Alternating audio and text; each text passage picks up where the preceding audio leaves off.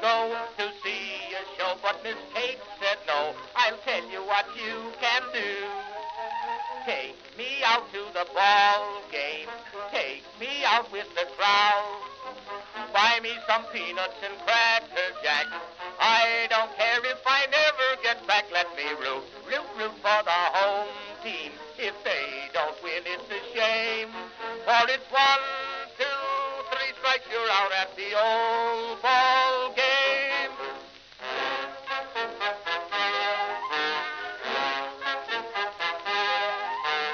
Katie Casey saw all the games, knew the players by their first names, told the umpire he was wrong all along, good and strong. When the score was just 2-2, Katie Casey knew what to do. Just to cheer up the boys she knew, she made the gang sing this song. Take me out to the ball game, take me out with the crowd. Buy me some peanuts and cracker jack. I don't care if I never get back. Let me root for the home team. If they don't win, it's a shame. For it's 1, 2, 3 strikes, you're out at the old ball game.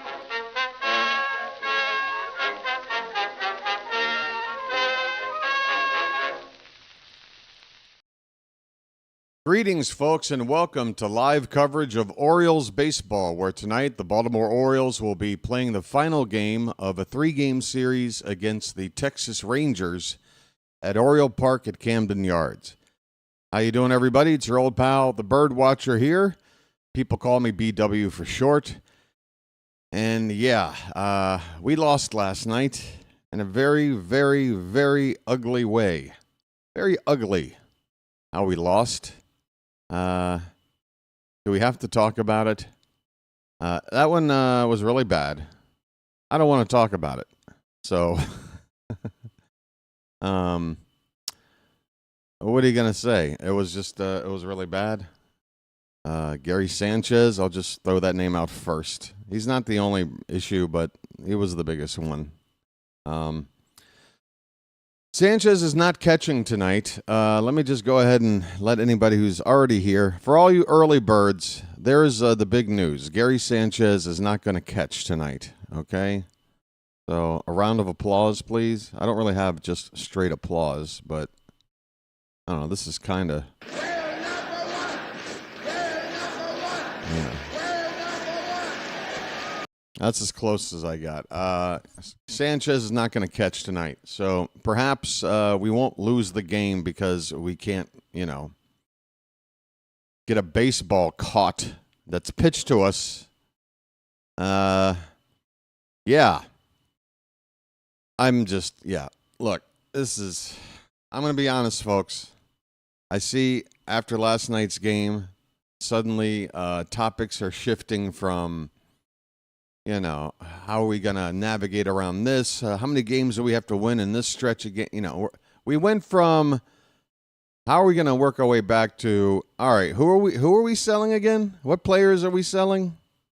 Like, we've just flipped a switch after that game last night. At least that's what social media is representing in terms of Oriole fans and their thoughts right now.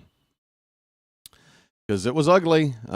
We couldn't get a hit until the 7th inning. Then we finally put it together and put 5 runs up on the board after down 4-zip, take a lead.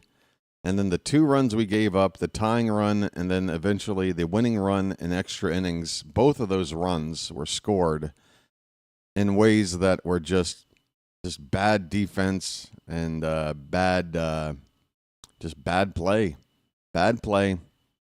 We had a chance to tie the game in the bottom of the 10th. Said Mullins came up, bunted the ghost runner over the third. We had that run ready to come in 90 feet away. Just have to, get the job done. Make contact. Just make contact. Get that run in. Couldn't do it. Struck out with that spot in the ball game, and then Holiday finished it up with a fly ball. It was ugly, folks. I guess I did talk about it a little bit, and now I'm going to move on because, again, the morale is pretty low. I'm looking at the starting pitching matchup tonight, and it is about as close to a David versus Goliath kind of a matchup you can expect. We have called up Brandon Young to make perhaps a spot start. I don't think he's entering this rotation quite at the moment on a permanent basis. I think this is part of a plan to just give the entire rotation an extra day's rest. It's been every fifth day for a lot of pitchers, including Tomoyuki Sagano, who we have to remember coming from the Nippon Professional League out in Japan. They have 6-man rotations out there. He's used to pitching every 6 days. He's been pitching every 5 a lot this season. He was the scheduled starter tonight. He will pitch on Friday to open the series against the Rays. So he's just being given a couple extra days rest, and the Orioles are going to turn to Brandon Young tonight, and he'll be up against one of the better pitchers in all of baseball for the past decade, Jacob DeGrom. DeGrom is off to another dazzling start in terms of pitching numbers here, and we got to somehow get to him. A 7-2 record with a 2.24 ERA, a whip under 1, 0.92. And, it's going to be a battle for an offense that couldn't get to Lutz. Lutz isn't a household name. DeGrom is. But, hey, DeGrom is right-handed. So there's that. We got that going for us, which is nice. You know what? I needed to adjust this over here. This photograph should be like down a little more, and that way it's covering the logo or the scrolling thing down there. Okay. Get that fixed. Hey, how you doing? Oh, now I'm back here.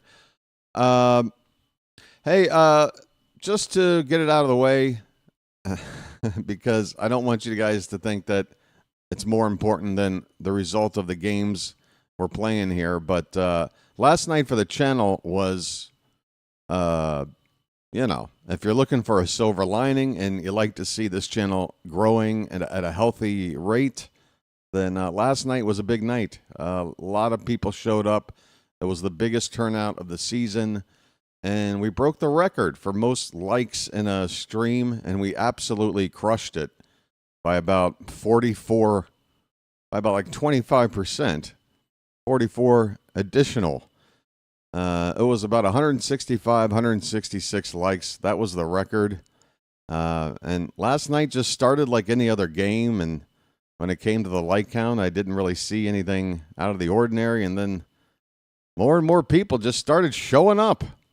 I don't know. Maybe that YouTube algorithm finally kicked back in for me. So keep your fingers crossed, folks. Maybe YouTube is going to give this channel a chance again.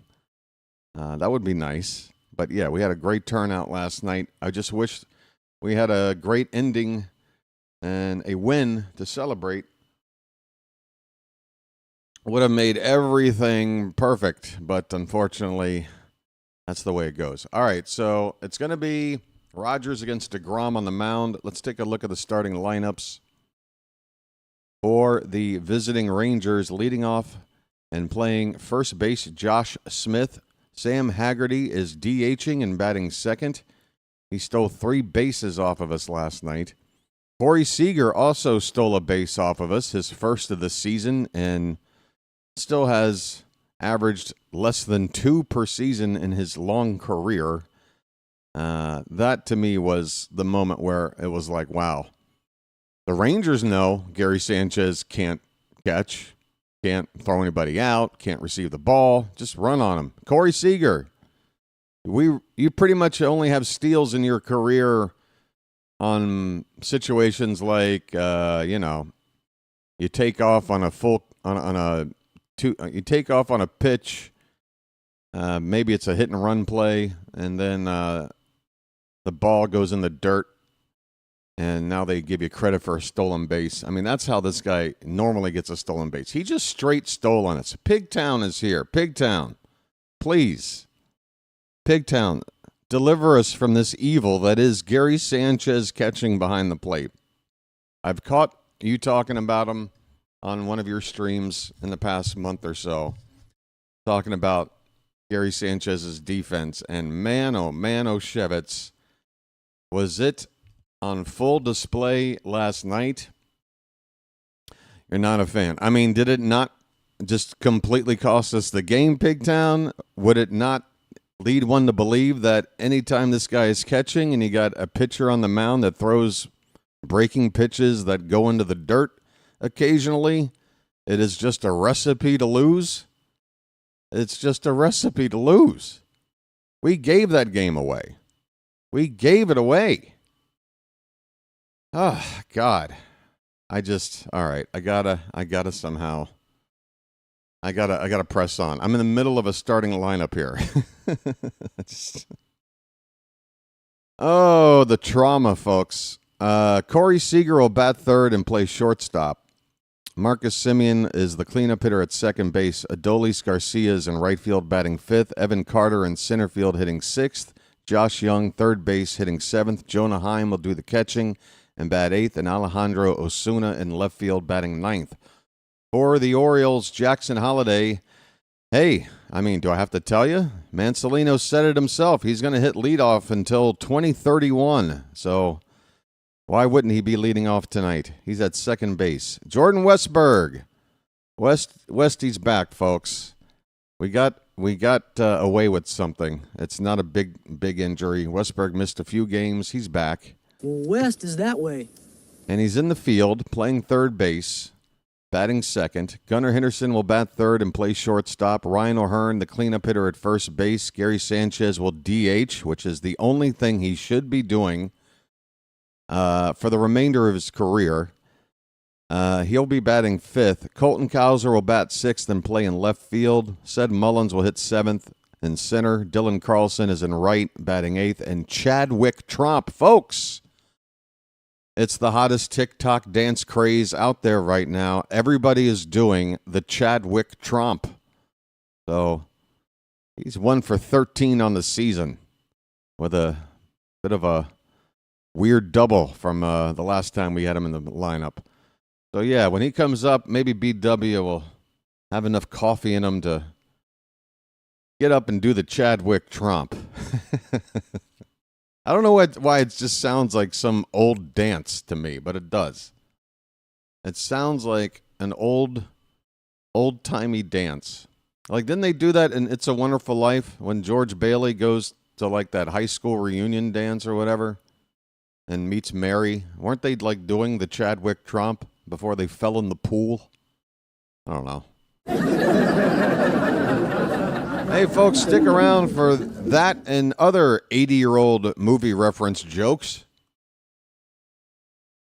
That's right, folks. I like to appeal to the young crowd out there with all of my humor. This game's supposed to be getting started in a minute. Okay, I guess I'm running a bit slow. Let me hurry up and get this game up. Hot damn. I'm a little slow today. Hey, we got a day off tomorrow, by the way.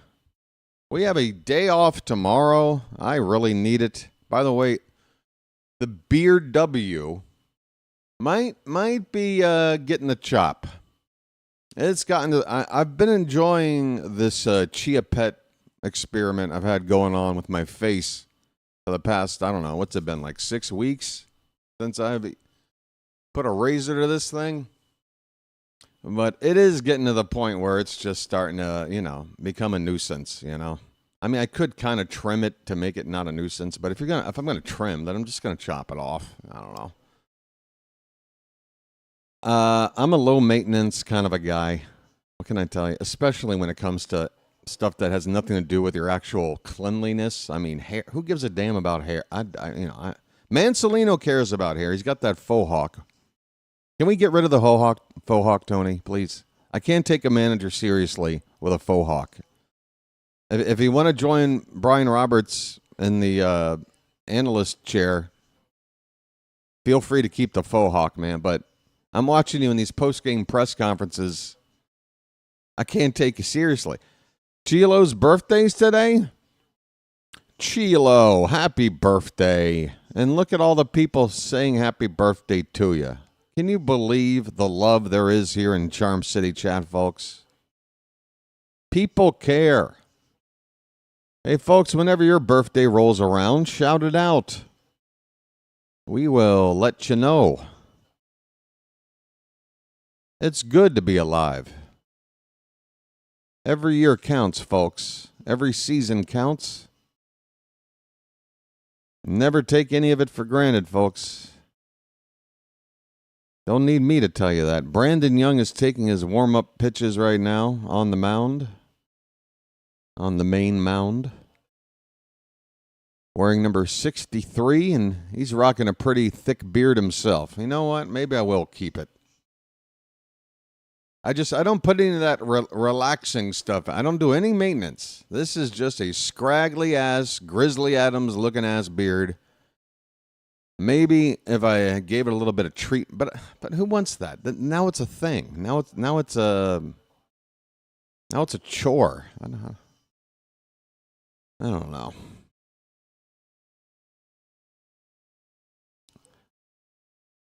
A well-manicured beard, though, I got to admit. Looks pretty good. All right, folks, we're ready for baseball. It's Game 3, the rubber game. We kind of need to win this. Brandon Young against Jacob DeGrom. It's David versus Goliath, folks. First pitch of the ball game to Smith is a strike. Fastball on the outside edge.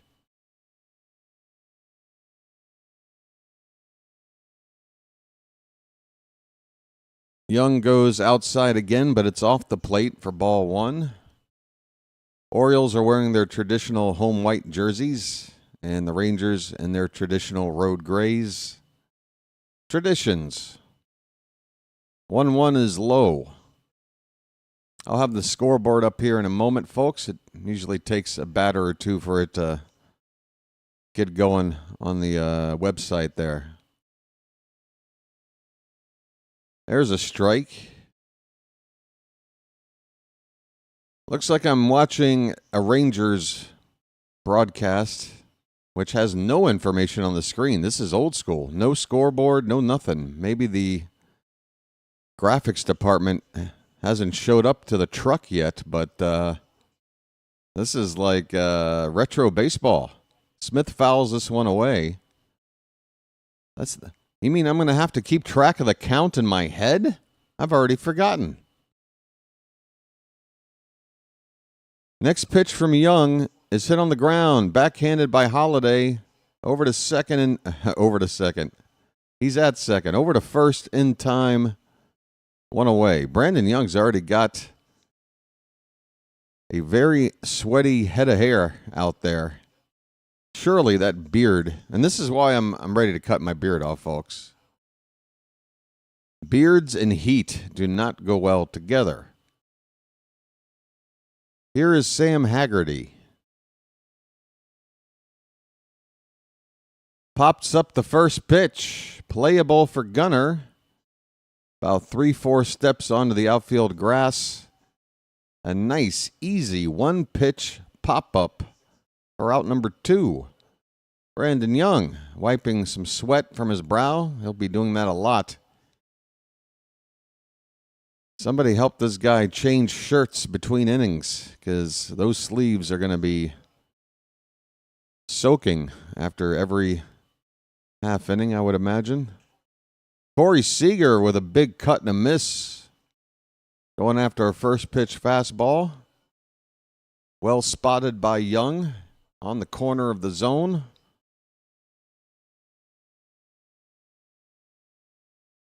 Oh, please. The Rangers broadcast just said Seager showed off some of his speed yesterday. No. Bruce Bochy exploited the fact that he saw that Gary Sanchez was not about to throw anybody out, and Seager could just go ahead and straight steal. Here's a ground ball to first. O'Hearn's got it on a bounce. Takes it to the bag himself and flips that ball into the stands for a souvenir. Who wouldn't want a Ryan O'Hearn ball thrown right at him, right in the middle of a ball game? Somebody's very lucky. We go to the bottom of the first inning, folks. It's the Rangers nothing and the Orioles coming up. Holiday, Westberg, and Gunnar Henderson. Good first inning for Young. Edward shaved his beard today. Too itchy. Yeah, and when it gets too hot, when your beard starts sweating, who wants this? Who wants this? You know, nobody wants this. Charm City chat. Let's try and get all the way to the front of this and say hello. Dingleberry, Frank W., Michael, Joel, Timothus, Froggy,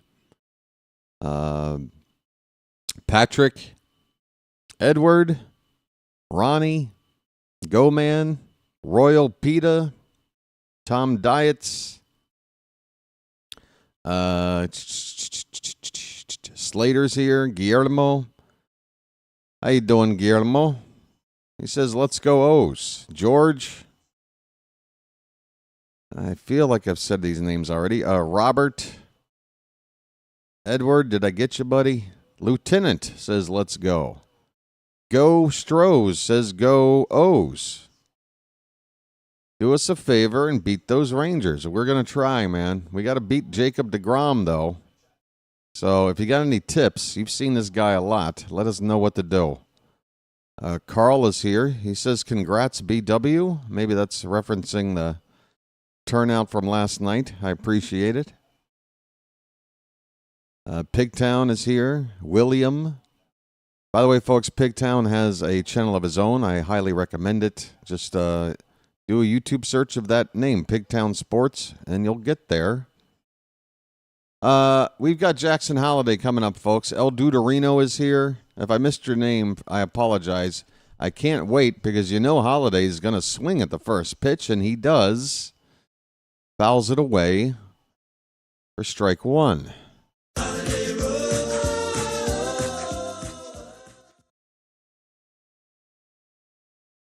Next pitch is low. Had the plate, but low. 1 ball, 1 strike. Kurt M. is here saying, let's go O's. Jeremiah. You know, Jeremiah, legend has it, was a bullfrog. And he was a good friend of mine. Never really understood a single word he said, but I helped him drink his wine. He always had mighty fine wine, too. That's the thing about Jeremiah. What? Sorry. I'm thinking about something else. Holiday pitch in the dirt. 2 balls and 2 strikes. Chilo's here with a birthday. Oh, it's tomorrow. I see what Chilo. Oh, that is the ultimate, like, hint, everybody. I'm just hoping for a win tonight because my birthday's tomorrow. Swing and a miss. Holiday. Holiday strikes out. Of course, you're entitled to celebrate your birthday, Chilo. And since there's no game tomorrow, now's the time to bring it up. I just lost video. This is a first. Audio is there. Screen is black. Okay, it's back. Here's Jordan Westberg back in the lineup and takes up and in for ball 1. West is that way. Joel says they did the Chadwick Trump and Hairspray. That perfect reference. Perfect. Lots of funny dance names in that movie. I'm sure a lot of them were actually real from back in the day. I wasn't alive in the 50s, though. But I hear stories. And I would make fun of my parents whenever they'd make fun of my music when I was a teenager in the 90s about the dumb stuff they were listening to. I remember I went out and bought Radiohead Pablo Honey. This is before Radiohead was big. It was their first album. I just had heard Creep one time, and I'm like, God, that song is so good. I don't know what this band is about, but I'm going to go get that album. I was with my stepmom, and we're driving back in the van from the mall where I got this record, or the CD, I guess. Westberg still at the plate, a foul ball. There is a ball game going on. I popped the disc in while on the drive back, and I'm like, you got to listen to this song. It's so good. And I play it, and she's like, this is awful. What is this, Radiohead? What does that even mean? What is this song? I'm like, back in the day, you were listening to, like, Itsy Bitsy Teeny Weeny Yellow Polka Dot Bikini. Like, that was a song back in your day. That was dumb. Westberg with a fly ball to left field. He hit it pretty deep, but you could tell it was never going to be much trouble off the end of the bat. He had to reach out and extend to poke that to left field. He is retired. There's 2 down. I'm like, but these names of these bands you listen to, the names are all so silly. I'm like, what is the Beatles? What are they actually Beatles? Because it's not spelled that way. I mean, whatever. Like, leave me alone. Anyway, I guess now the shoe's on the other foot. Because modern popular music, for the most part, to me, is absolute hot stinking garbage. Here's Gunnar Henderson, folks. BW's got opinions. His name's Gunnar, and he's dating my mom. Yeah, flying purple people eater. I mean, there's so many just silly...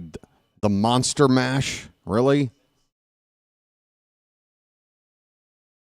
What is the dead... Oh, that happened to me actually in school. I had a teacher confiscate Fresh Fruit from Rotting Vegetables. That album, I had a cassette tape of it.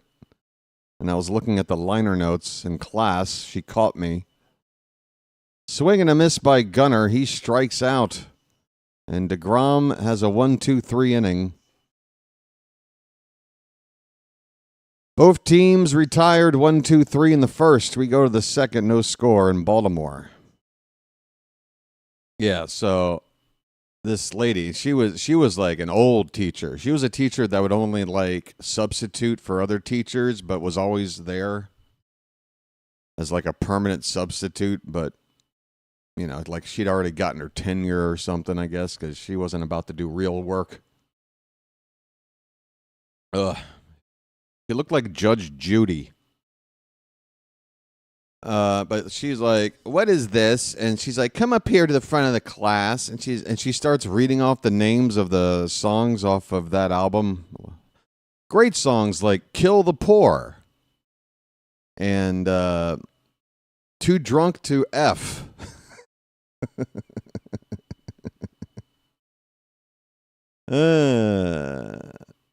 And the funny thing is, this is like, 1993. I mean, this is over a decade later from the dead Kennedy's actual, when it was, I'm just a kid listening to some old classics. Leave me alone.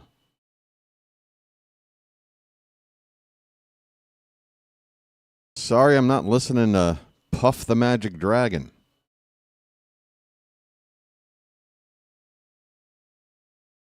Anyway.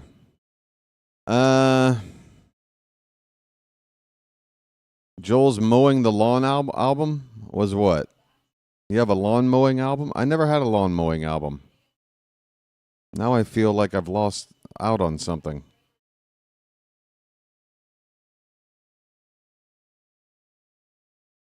Oh, Dead Kennedys for mowing the lawn?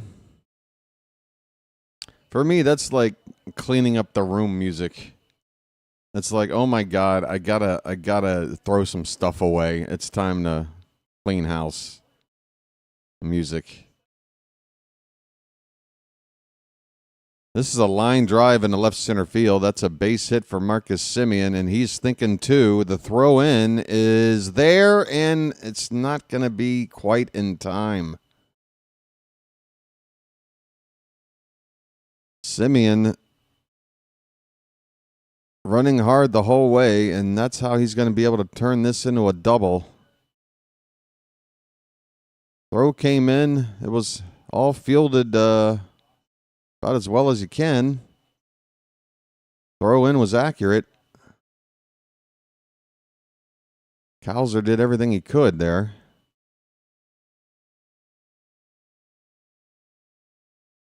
All right, so first base runner of the ball game is a double for the Rangers, a leadoff double with Adolis Garcia now at the plate. First pitch to him is a strike.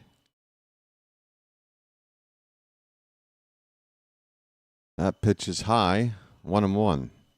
Garcia's hitting .232. 9 homers, 38 driven in. Been heating up in the last 10 games, hitting .360 in that time. There's a breaking ball fouled away. A 75-mile-an-hour curveball from Young. Oh, I'm sorry. We're not on the scoreboard page. Sorry about that. I know I'm handsome, but there's only so much close-up of me that you should be staring at for more than a couple of minutes at a time. Simeon's at second base. Nobody out. Top of the second inning. A 1-1 the count on Garcia. Pitch fouled away.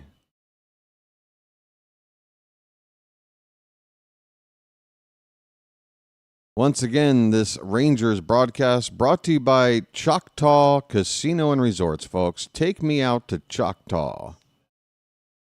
And there's a photo that looks AI of people sitting in some swanky bar, clinking glasses of high-priced, top-shelf whiskey, it looks like. Boy, that must be the life. Folks, go to a casino. Be a high roller.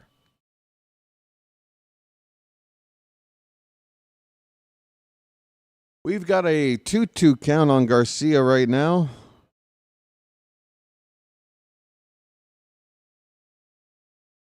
Pitch upstairs. 95-mile-an-hour fastball from Young, about 3 inches high. Full count.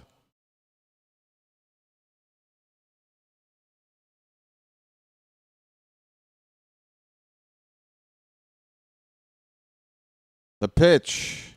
Swing and a miss. The high gas.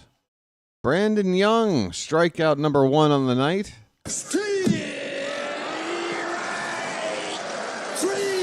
Well, y'all come back now, you hear? Yo, I'm not even lying. Brandon Young looks like he's lost 4 pounds since starting the ball game. By the time he gets to the 5th inning, he's going to look like Groot. He's going to be a withered up husk of a person. Let's make these innings quick. Here's Evan Carter.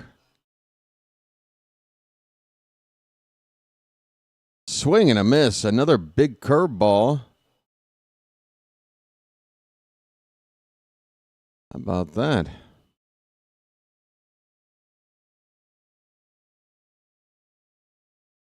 Michael, I swear I never would have guessed you as a fan of Five-Finger Death Punch and 9-Inch Nails. Swing and a miss. Carter's late on that heater. No balls, 2 strikes. Michael's such a positive, happy-go-lucky guy. I just never pictured him sitting down listening to Trent Reznor songs and Five-Finger Death Punch. That pitch is a little bit high. Maybe Michael's got a little bit of a wild side to him I don't know about.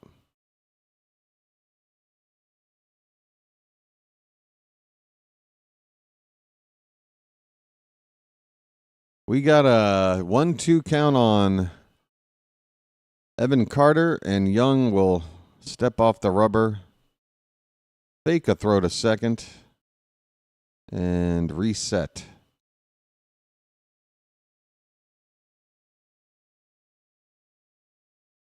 I used to do a little, but a little wouldn't do it, so I used to do ma and ma wow. A little became ma and ma wow. Here's a fly ball to center field caught by Mullins. Runner tags heading to third, and Mullins, that throw pretty much dying out there on a bounce before eventually getting to third. So Simeon gets to third base.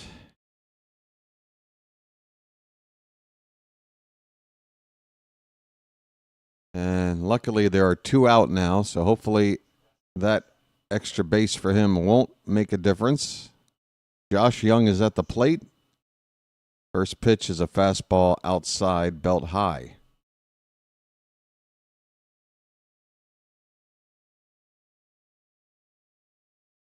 BW, the Shy Sox lead the majors in walks. Oh, and walks. So waiting on your pitch does not guarantee. All right. All right, Edward. Then I will shut up.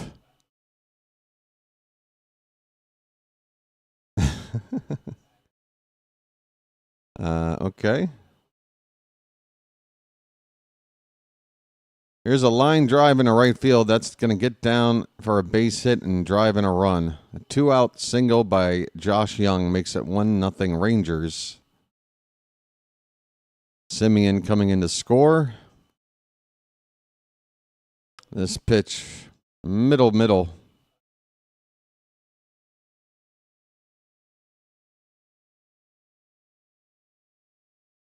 Oh, Tom. Here's Jonah Heim. That's a called strike.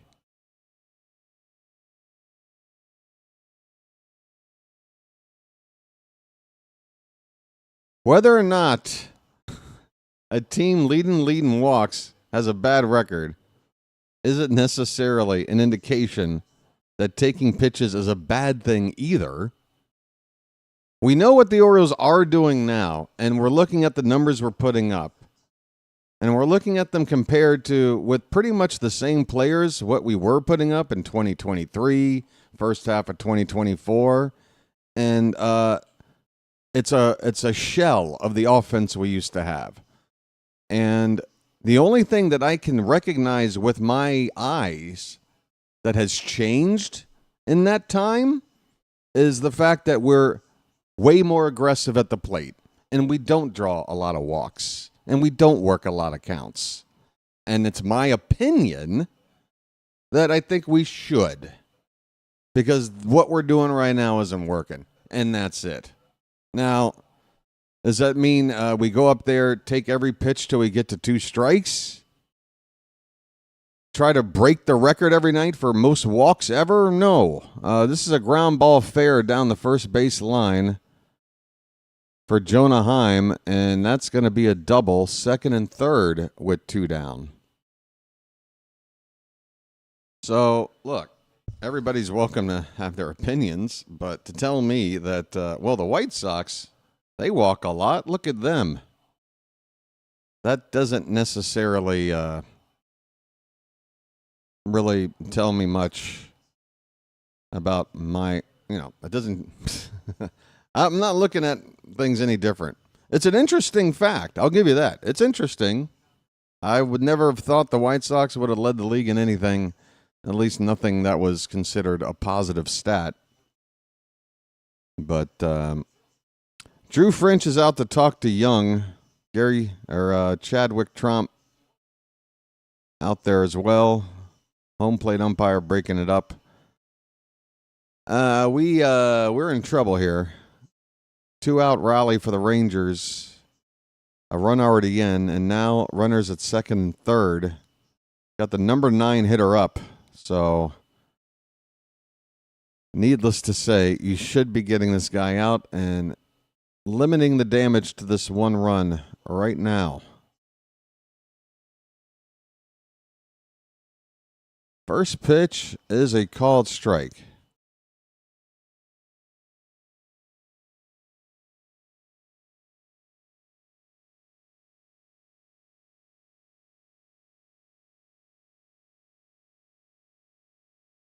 Swing and a miss. Okay, we got an 0-2 count. One more strike. Let's get out of this.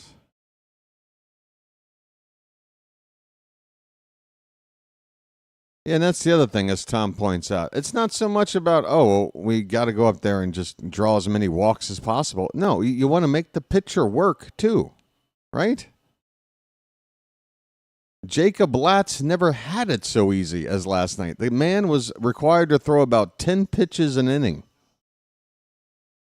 Especially with the weather we having out there. Make that guy sweat out there. That's all.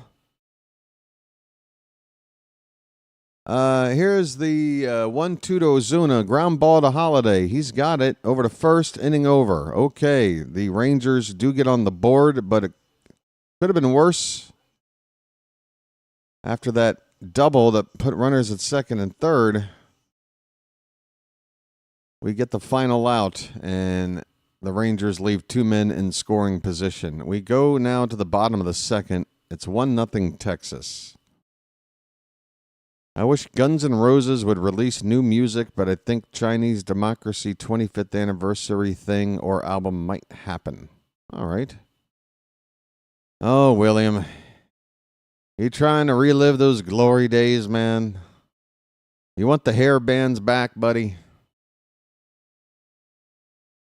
Oh, William. I mean, don't you get a... I mean, look, there's bands I like that are still out there touring, and I'm just like, you really should, at this stage, like, just relax.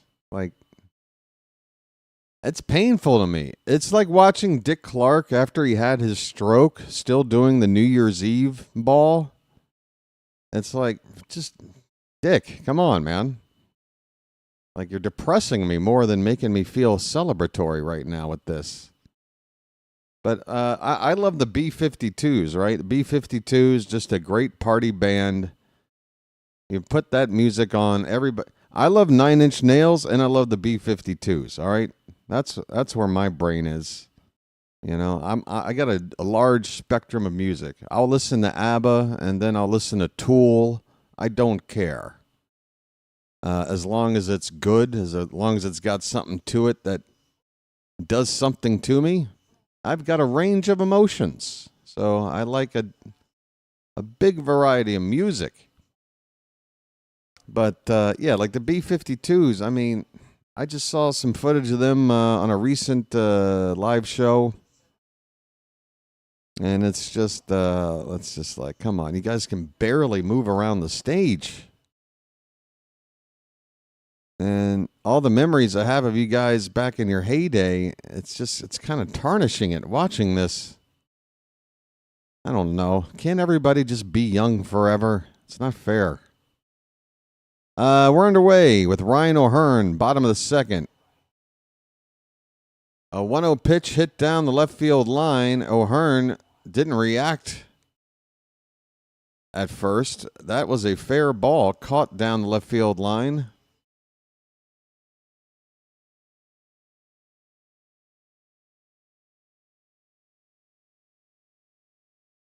Ozuna making the catch in the corner.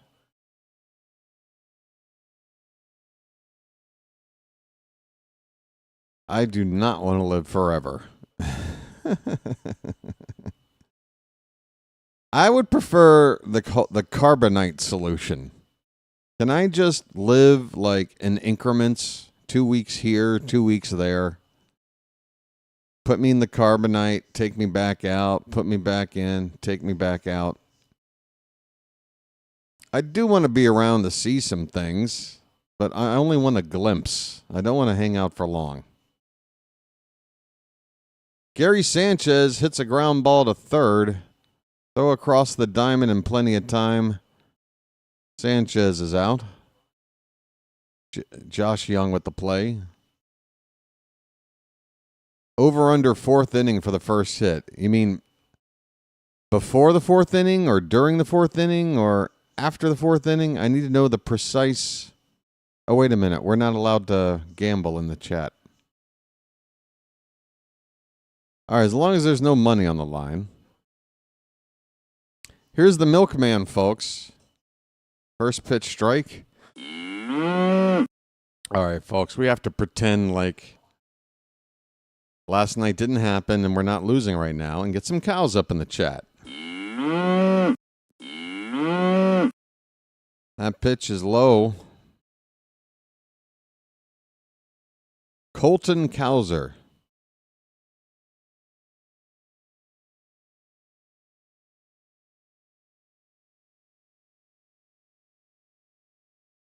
One pitch. Perfectly spotted by DeGrom, knee high on the outside corner for strike 2. Hauser's average right now at 211.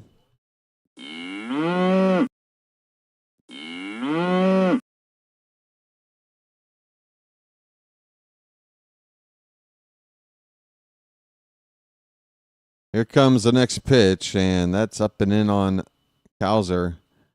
99-mile-an-hour heater from DeGrom. And he just fouls it straight back.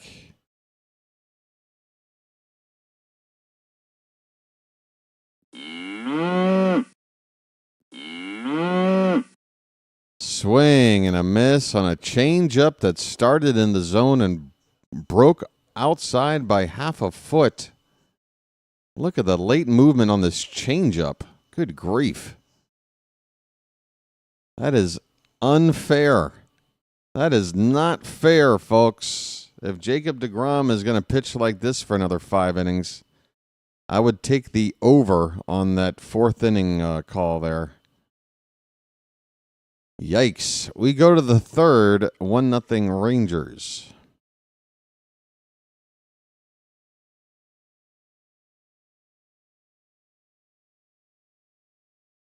The Tiger fans thought we were booing Hauser. The look on their faces was great. I just had Tiger fans. What are we talking about?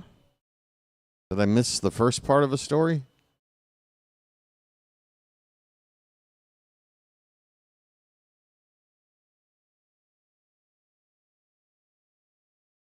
Oh, you mean whenever we play Detroit and we moo, they think it's booing? Oh, I gotcha.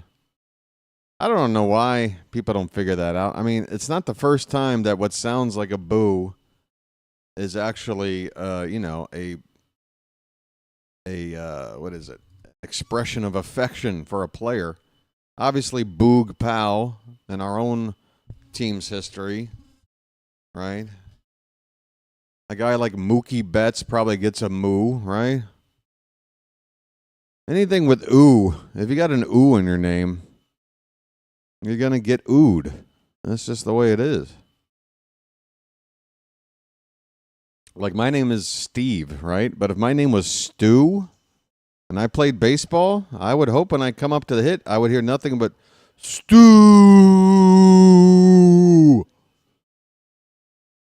Right?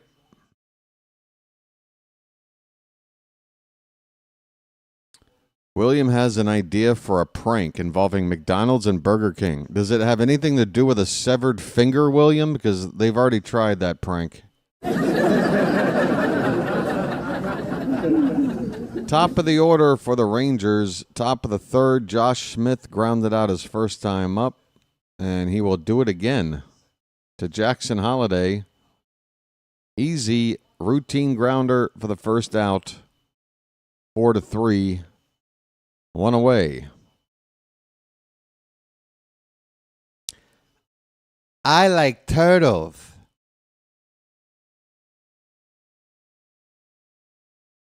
Sam Haggerty popped out his first time up.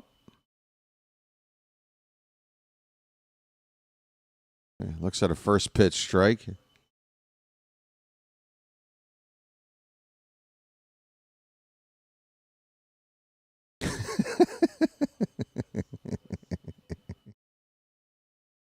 Curveball low. 1-1 on Haggerty.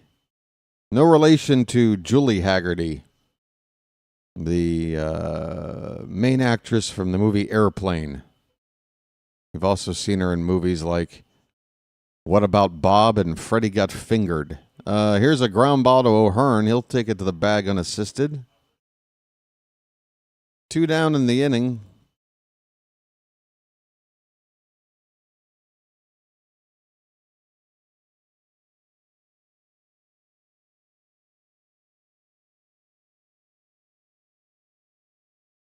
Here's Corey Seager.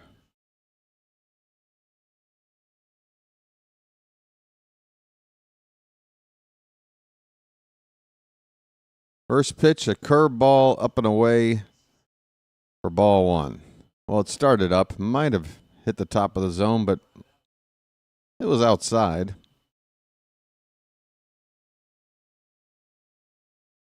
.40 pitches now for Young. Pitch count's doing okay. There's a called strike. A changeup with some late tailing action over the inside corner there. Nice pitch.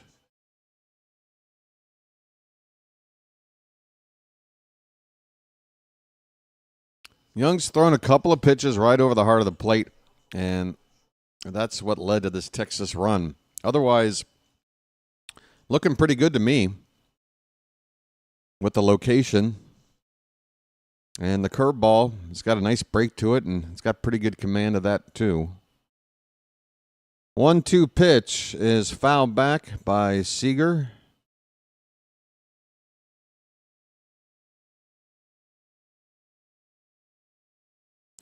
Pretty sparse crowd out here tonight, folks.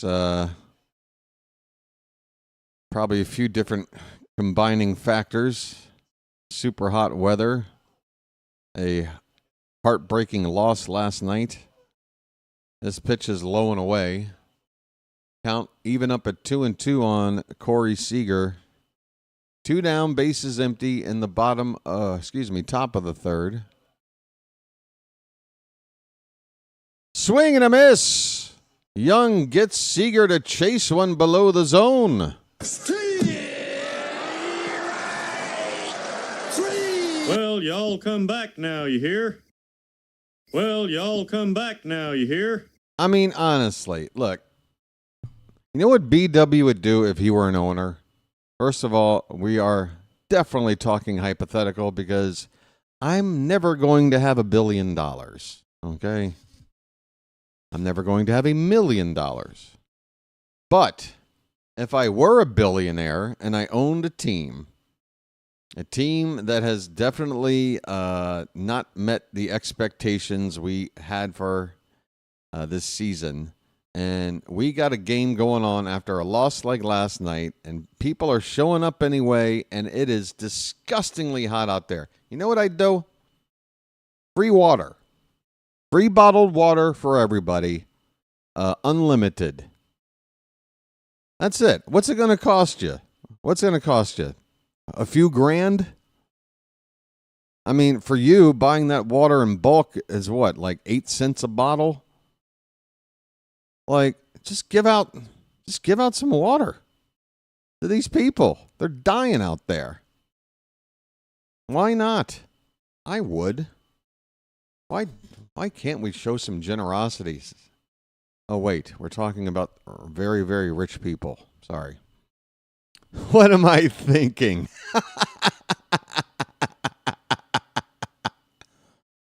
Make them suffer and make sure they buy something.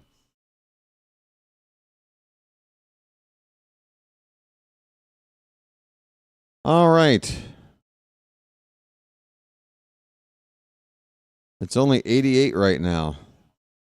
All right, Lieutenant, I'm going to have to remove that comment because, let's try not to use super harsh language. We do have the earmuff 8th inning sometimes where it is open season. You use whatever foul language you want, but in general, we like to keep it nice and charming here in the Charm City chat. Said Mullins is at the plate,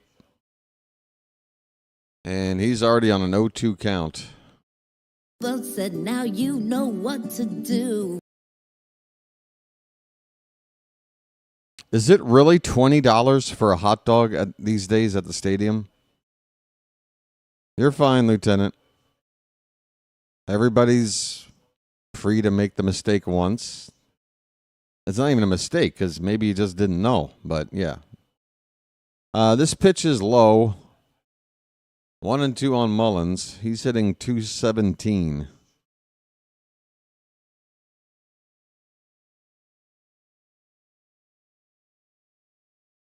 That's funny. I'm funny.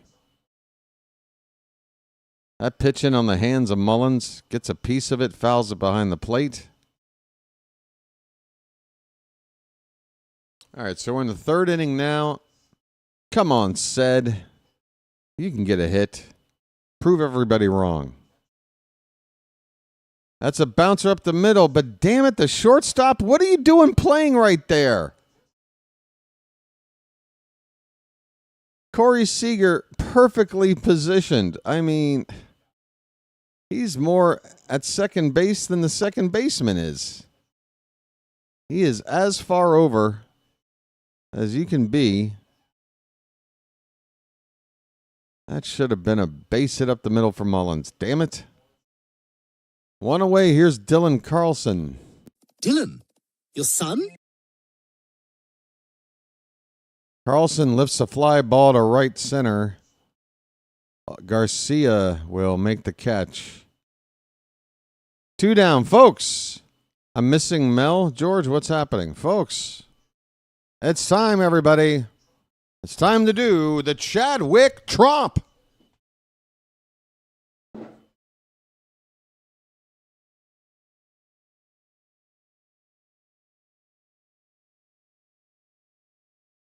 All right, Chadwick Tromp, everybody.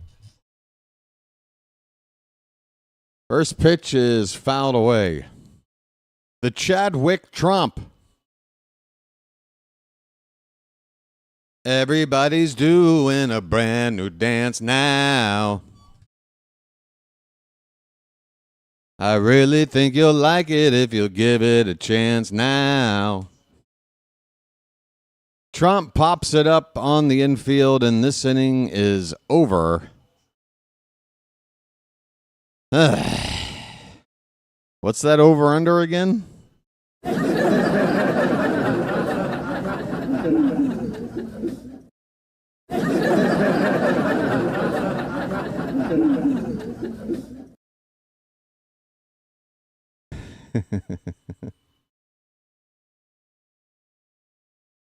Damn it.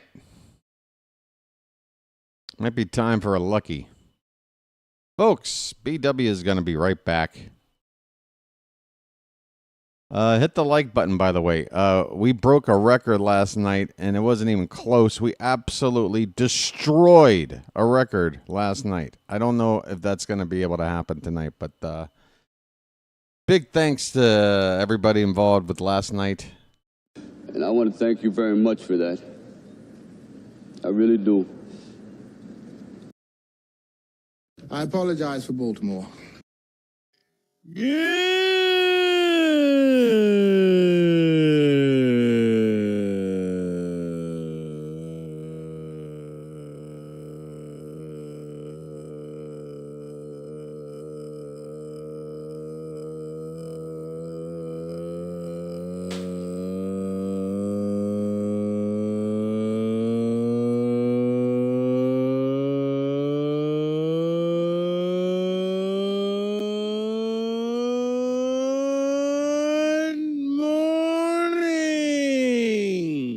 Everybody, what to do with the beard? Keep it growing. Chop it off. All right, folks. There's a poll up in the chat. We've got an interactive poll up right now. BW's trying to decide what to do with this upcoming off day tomorrow. We are in the top of the fourth.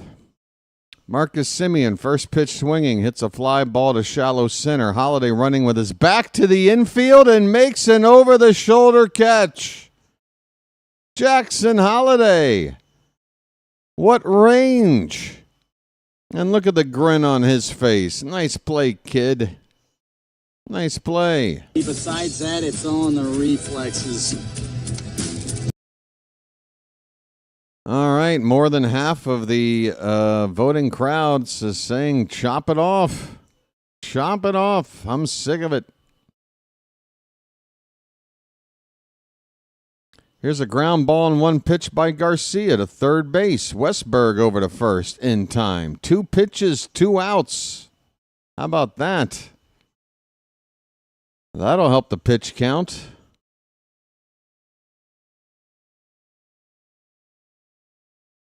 Two out of 3 are saying to chop it off. Wow.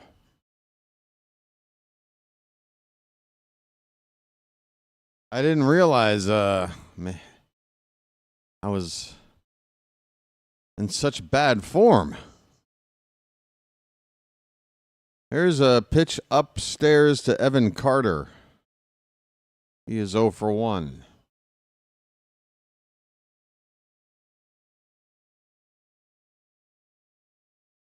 Outside, 2-0.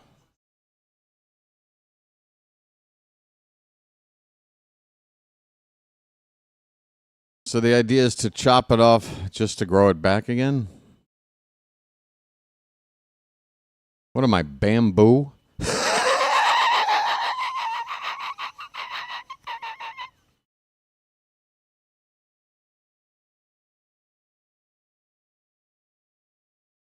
Well, William, I'm very happy that you're not part of the ownership group, because if you would have spearheaded a move to sign Juan Soto to this team, well, time to look for a new owner. Here's a fly ball that's going to drop in. Not much of a fly ball, more of a flare in the center field for a hit. Carter with a 2-out single on a hanger there by Young.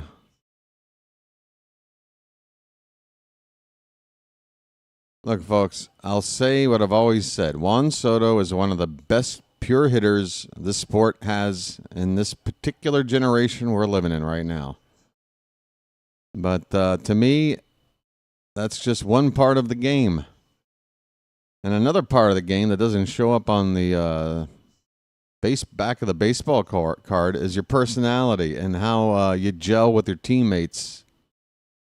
This guy is not a geller. He is not a geller.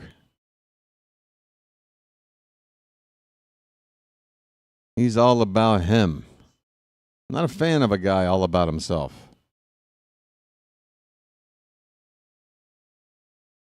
Plus, he's a wiener. Joel, just using dollar signs isn't going to let you get away with it, man. I know. It's not that I disagree with you. I just gotta let the rules apply to everybody. And I know, again, sometimes I slip up. But I'm driving the car. It's like, that's part of the deal. I'm driving. I get to be the first to screw up. And then I get to tell everybody, okay, now you can do it too. This pitch by Young to Young. By the way, it's Young on Young, folks. If you like him young, well, this is the matchup for you. Brandon Young with an 0-2 count on Josh Young. Sounds the name, but spelled different, like John Coffey. Hit in the air to right field. That ball's deep. Going back, looking up, and it is on top of the roof of the grounds crew shed for a home run. Josh Young with a 2-run homer to right makes it 3-0 Rangers. And getting 3 runs off of Jacob DeGrom. This is already shaping up to be, kind of a miracle comeback game if we're somehow going to win this. It can be done, but again, DeGrom pitching and the way our offense is going, going to ask a lot to... I mean, we did it last night. We were down 4-0, came back. So it's certainly possible, but that's really all due to one bad relief pitcher, Chris Martin. If Chris Martin did not come into the ballgame last night, folks, he gave up 3 of the 4 hits the Orioles had on the night. And all 3 of those hits led to those 5 runs. Here's a fly ball to right field by Jonah Heim. And it's going to be caught out there for the final out. But the Rangers add on with a 2-run homer off the bat of Josh Young. Opposite field shot. Oh, boy. On to the bottom of the fourth. 3 runs, 5 hits, no errors for Texas. Baltimore, 0. It's Blutarski, folks. We got a Blutarski box score.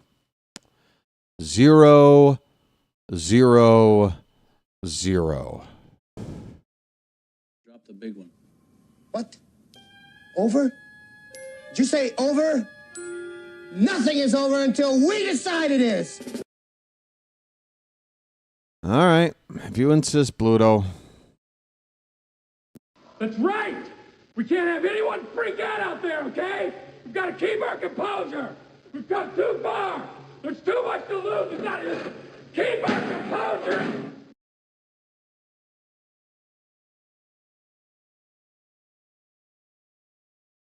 All right. I will be. This might be a game where I just set up my little station here and roll up a special lucky.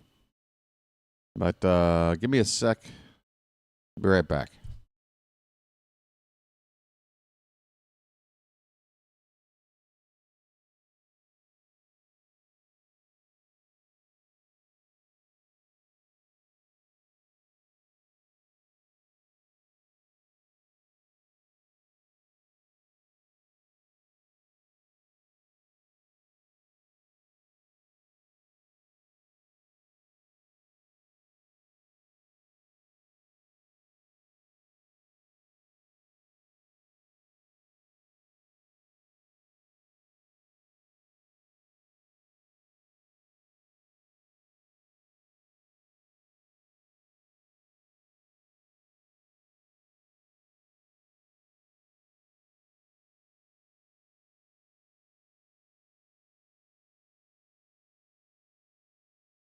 Jackson Holiday is leading it off in the top of the fourth, and he's got a 1-1 count right now.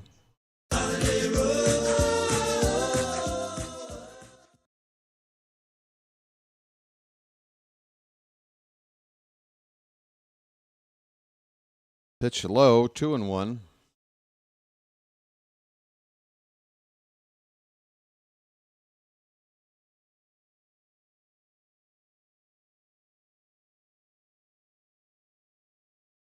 Two-one pitch from DeGrom is fouled away. 2-2 on Jackson, leading off the bottom of the fourth. Orioles still looking for their first anything.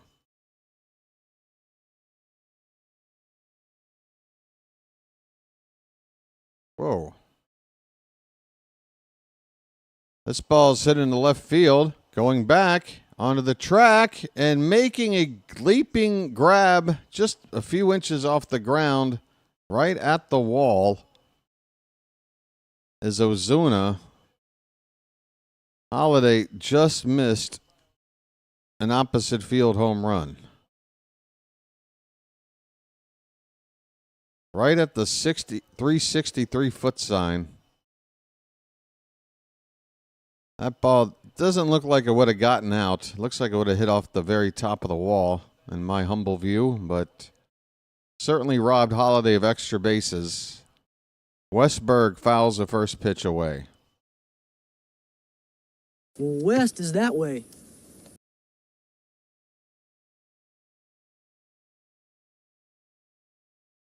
Fouled back, and he's quickly in an 0-2 hole.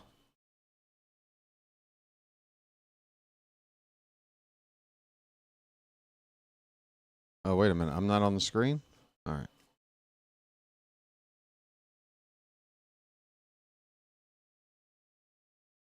O2 pitch. Low. Low, low, low. Night suits me fine. The morning suits me fine. Fouled away, still 1-2. I've been so happy, happy.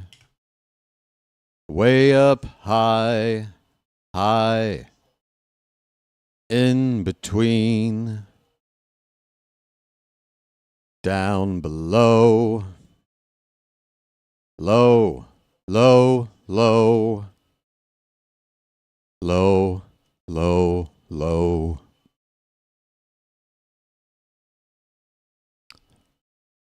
Nobody's going to ID that song. 2-2 pitch hit in the air to right center. Backing up is a center fielder on the edge of the track, and he makes the catch. Westberg goes down. 2 down in the fourth.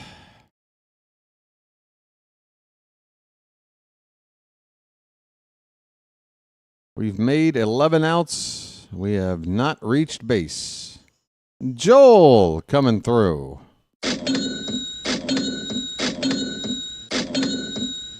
Gunnar Henderson takes the strike.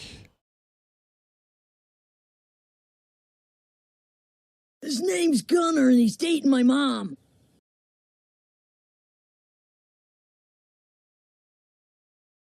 Off the plate. 1 ball, 1 strike. Gunnar 0 for 1. Struck out his first time up. Tomorrow will be game number 81. Not tomorrow, Friday, the next game. Ground ball to second. Gunnar's retired. Another nothing inning.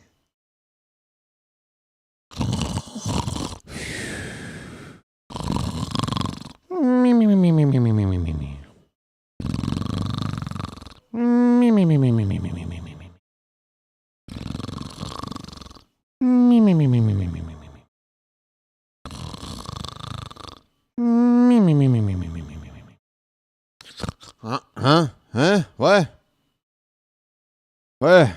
Hold on. I'm late for an exam. Where am I? Oh my God. I'm late.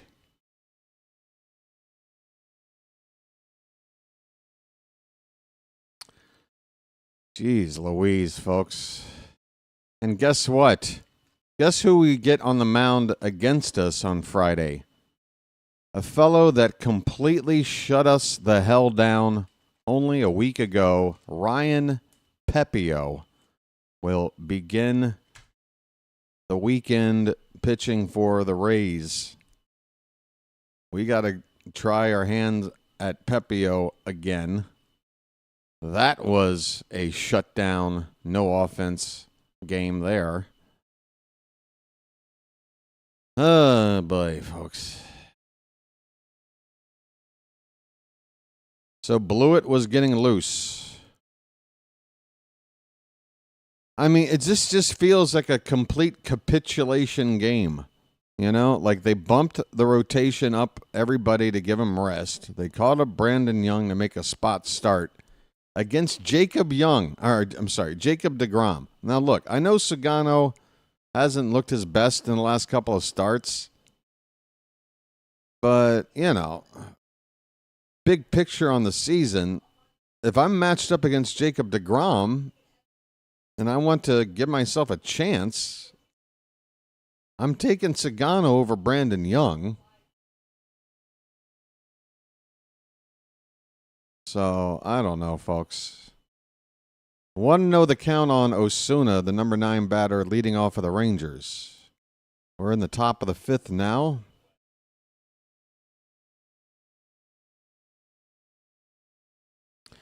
Now, when you talk about beating yourself, Rachel, does this still involve the Legos like yesterday? Because this seems to be a hot topic for you. A lot of beating, a lot of self-beating going on here. Uh-oh. Possibly. Rachel, around here we have the appropriate terminology. The word is prolly. Prolly. Okay. Young issues a leadoff walk to the number 9 batter. That's always a great idea. Always a good idea to walk the leadoff number 9 batter. Never leads to a... See, Rachel, doesn't that just feel better? It's like putting on a brand new shirt that just feels perfect. Can we get some short vids of this beating? You might have to go to one of those like websites where you get to watch violence. What is it? What is it? World Star Hip Hop. Wasn't that a big thing back in the day? I never hear anybody mention World Star Hip Hop anymore. World Star, you're going to be on World Star.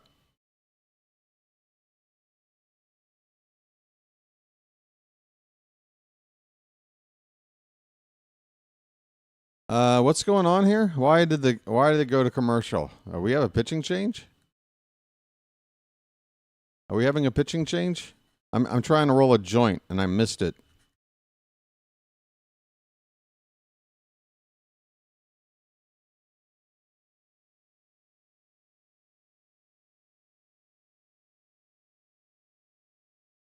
King with the Axe prefers Anywho over Prolly. Well, I don't know if they're mutually exclusive for the same situations. Right? Like, for example, Anywho, I'm probably going to get stoned here in about 5 minutes. See? I use both in different ways, successfully, accurately. Those two words can share the same space. Not a contest.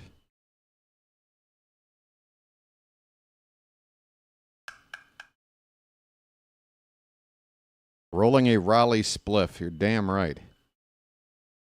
You know what, folks? I'll just inhale this whole thing start to finish.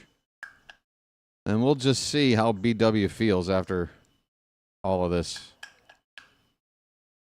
I'm trying anything I can.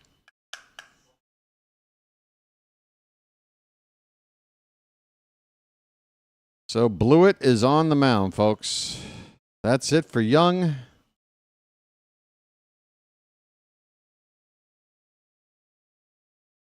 Young Blewett.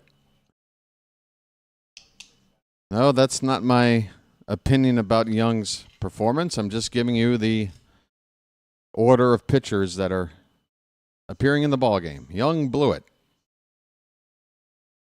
Nobody out with a runner at first. We're in the top of the fifth.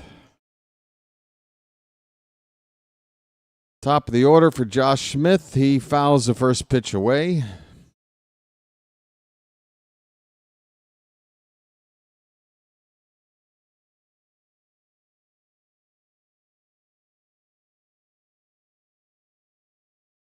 Smith is 0 for 2, grounded out both times so far tonight.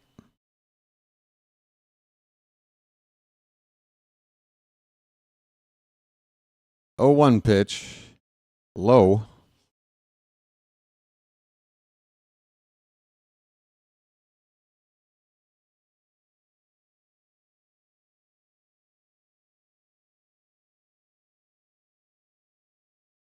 Hey, I think Baltimore... I know Baltimore has a reputation for this and that, but when it comes to just people for a metropolitan area... I think Baltimore is one of the greatest places in the beautiful country of the United States of America. I love Baltimore. I love it. Like, even though I'm not from Baltimore, like from, even though I could technically say I'm from Maryland, or even say while I was living in D.C., I'm from D.C., whenever I would travel out of town, this ball's hit to deep left center. Mullins is going to track it down on the edge of the track. I just said track twice. Chases it down on the edge of the track. There we go. That's less redundant. That is the first out of the inning. But yeah, I would tell people, I'm from Baltimore. Yeah, I'm from Baltimore. I would just lie to people. I'm from there. I'm pretty much from there. It's in my blood. That much I know. I know what the Baltimore vibe is. I know what the DC vibe is. I grew up right in between And my vibe leans Baltimore. There's no doubt about it. Sam Haggerty at the plate. First pitch is low and in from Blewett.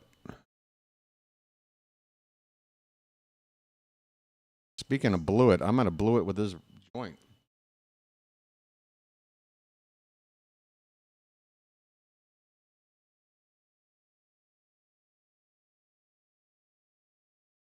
This is the crucial moment in the rolling process right there. There goes the runner. Throw down is late. Can we ever throw anybody out? Osuna steals a bag. What are they in this series now? 6 for 6 in stolen bases attempts on us? Something in that neighborhood?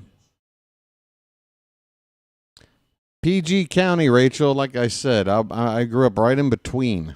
I was a tweener, so I claim dual citizenship. But I am in Maryland. That is my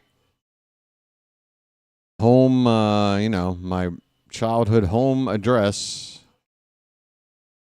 So I'm a Marylander before anything else.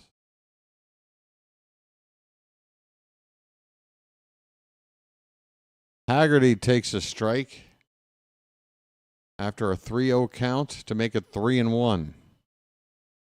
Plead guilty, County. Now you hush. Look, Baltimore has a reputation, so does PG County, and they aren't very far off from each other, are they?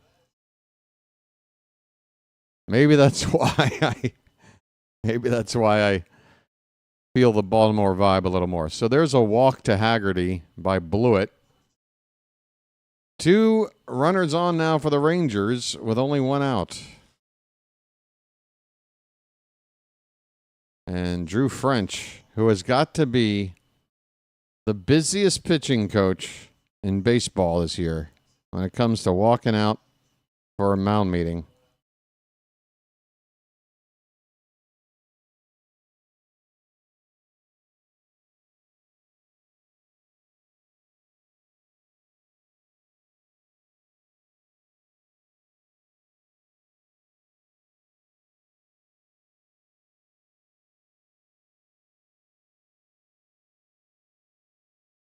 You can buy hay at the shop?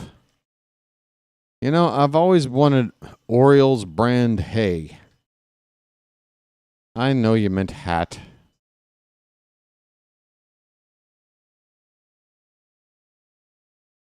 Hey.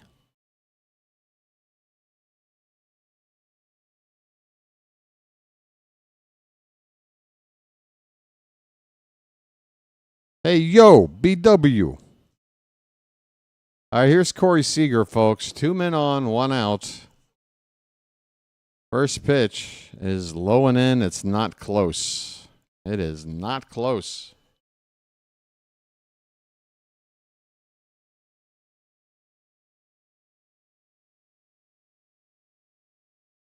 I can't wait to get stoned. The way this game's going right now. That one's not in the zone either. Corey Seager has a 2-0 count with 2 men on. Rangers already up 3-0.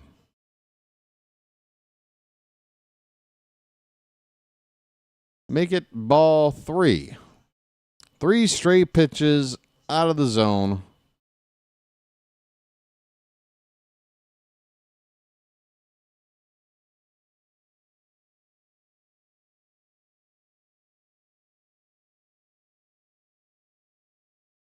God damn it. Why would you throw that? Base hit and a run will score to make it 4-0. I mean, you're going to fall behind 3-0. You're basically making it look like you're pitching around Seager, which makes no sense. The guy is having a career low year, 716 OPS. That's not that scary.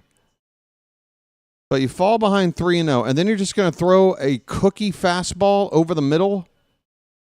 And you don't think he's going to jump on that? Trail runner goes first to third on the hit. 4-0 Rangers. Still only one out. Runners at the corners. This is ugly. This is not the way to follow up last night's game. Line foul by Simeon down the left field foul line.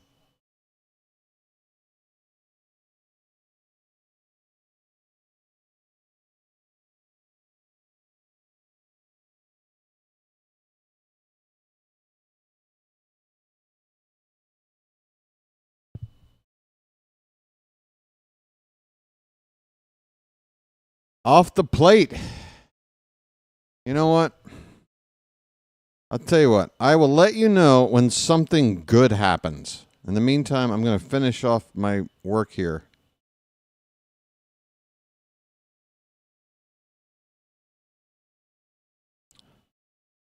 Nothing good happened there.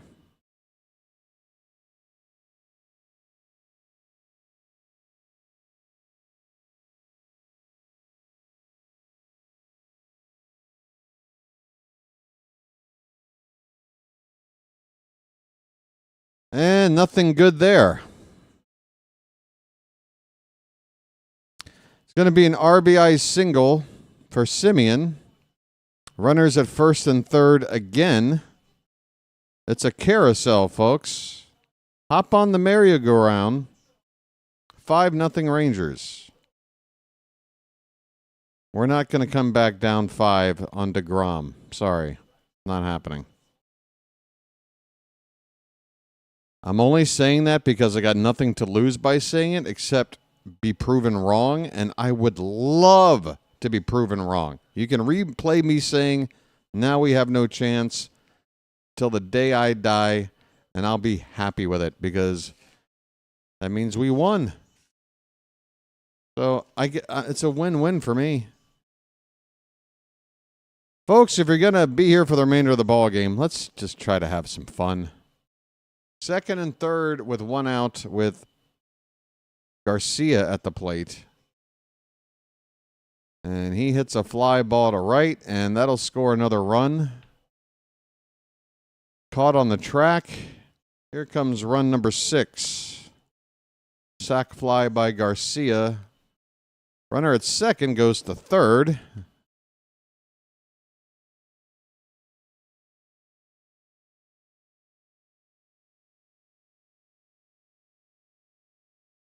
And if I'm in the ballpark right now, I'm going home. Because of the weather. If the weather wasn't so bad, I'd never leave. But why would I make myself suffer in this? I felt bad for Jim Palmer last night doing his post-game show, sweating his ass off. Evan Carter at the plate. 2 down, runner at third. More runs are in for the Rangers.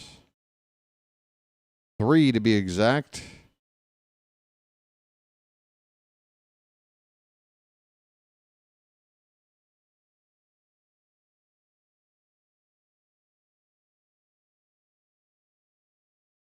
That pitch misses.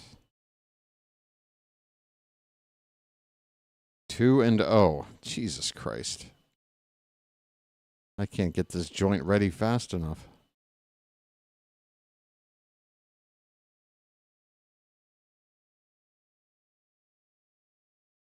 Swinging a foul tip at the plate.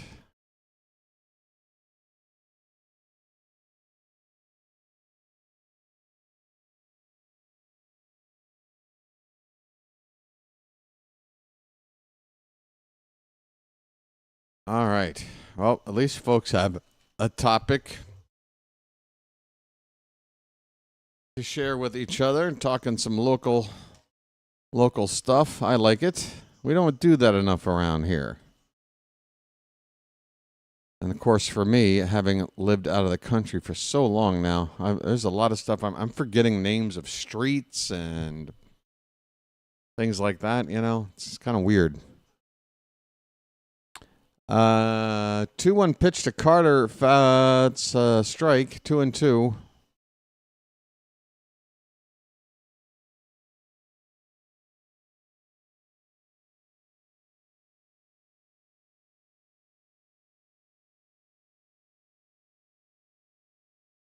2-2 pitch. Hit on the ground to second. Holiday has had a busy night. Over to first in time. Inning is over, but the Rangers double their lead from 3-6.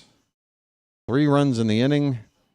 Brandon Young gets knocked out of the game. Scott Blewett comes in and, well, let's just say he lived up to his name.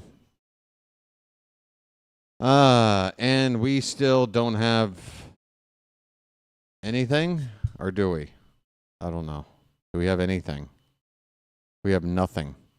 We're 0 for 12. We're 0 for 12.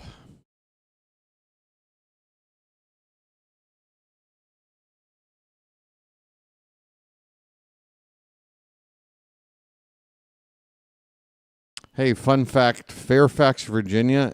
Folks, now you're really going to think I'm a fraud and an imposter. I was born in Fairfax Hospital, or whatever their hospital is out there. Because my mom worked in Northern Virginia at the time.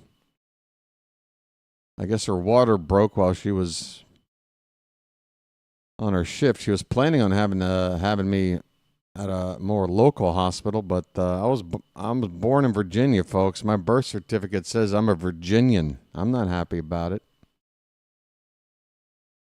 Don't believe what you read. Screw Virginia. I got no problem with Virginia. Virginia's for lovers, and I'm a lover. I don't know.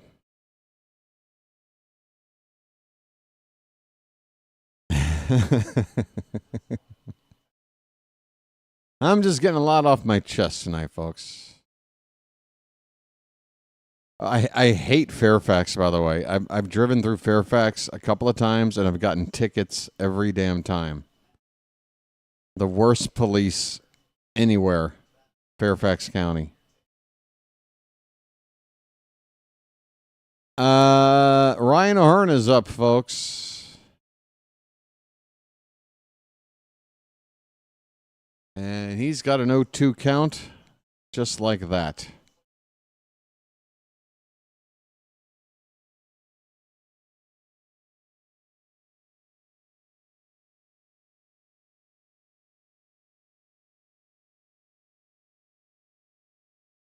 Oh, 2 pitch.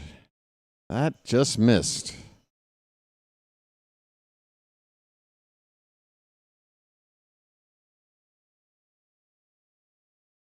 B-dubs 1, 2, 3. I say nobody renew their Masson Plus and take whatever money you would have spent on that, save it, but then take 10% of that and send it over here and just watch baseball with me for 10% of the price. How's that sound? That way I can survive. You can still enjoy the coverage. And everybody's happy. O'Hearn strikes out. 1 away in the 5th. 13 up, 13 down. 1 more out, and DeGrom will be more than halfway through a perfect game.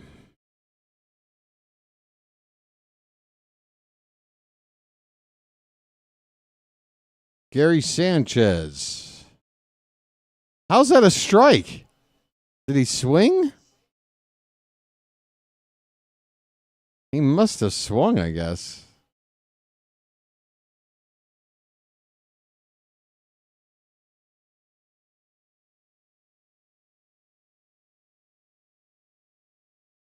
Pitch.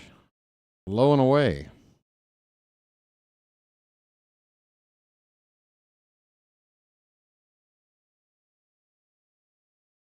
Fair enough, George. Fair enough. But you still can't tell me I'm not the best deal in town. Called a strike at 99 on the outside edge. I mean, look at that. That ball hits the corner of the zone by 1 stitch. 1-2. Low and away.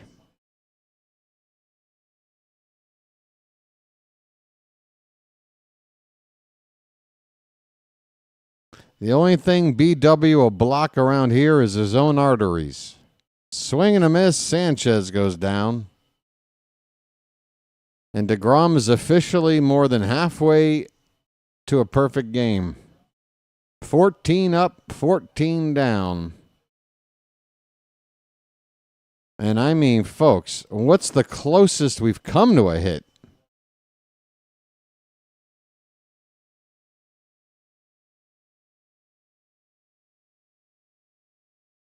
Colton Cowser called a strike, bottom of the zone. I'm just going to hit this button until something good happens.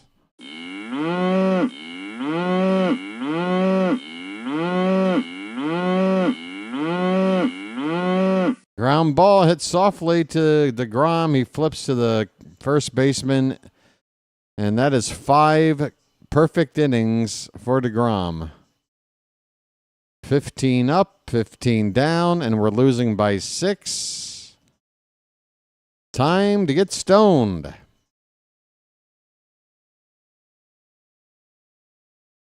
I mean, you know I'm a Lucky Strike man from way back, so...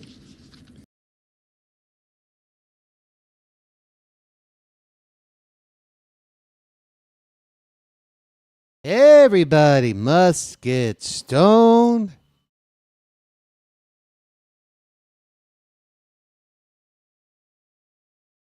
You deserve a break today. Oh, yeah. How are we doing on the... Wow. Oh, wait. Now it's switched to keep it growing. I was just thinking I need to check back on that poll. Folks, the poll has done a complete turnaround. It was a 2-3 margin for chop it off, I think. Maybe I got it wrong. But apparently you guys tell me to keep it growing. All right. Well, I'll be a grower, but not a shower. I guess we can end this poll. That seems pretty decided. Hey, we're up to 73 likes, folks. It's a pretty small turnout, particularly compared to last night. We're going to have to work really hard to get to 100 likes. But there's more than 73 people here right now, which means some of you haven't done it. Maybe you could do it if you don't mind.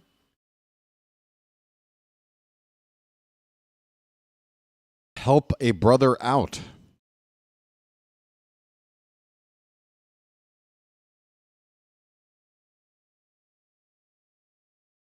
No, there is no middle ground, Joel, because groom the beard, again, that requires maintenance.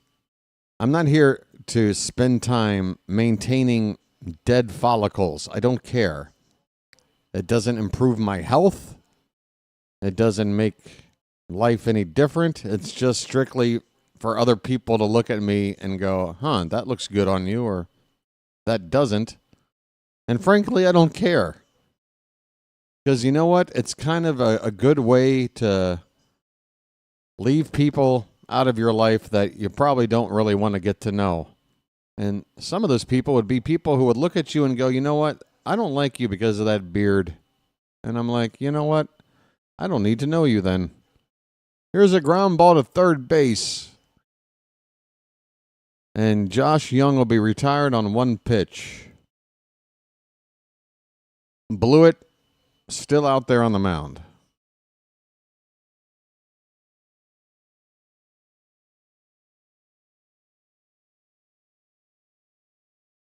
You want a Fu Manchu?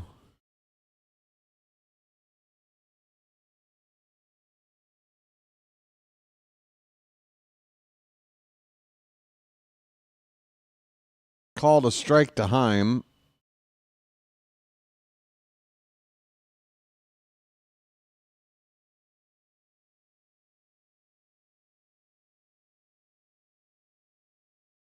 Whoa, look out. Wild pitch there from Blewett.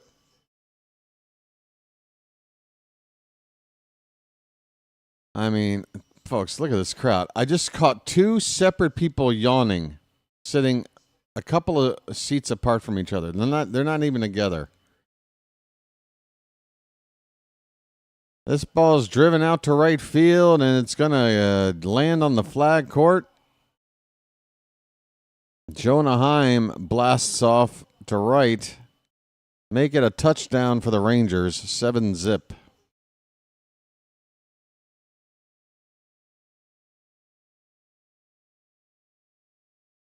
All right, BW is starting to feel a little bit better anyway. I'm going to need to because this game is ugly.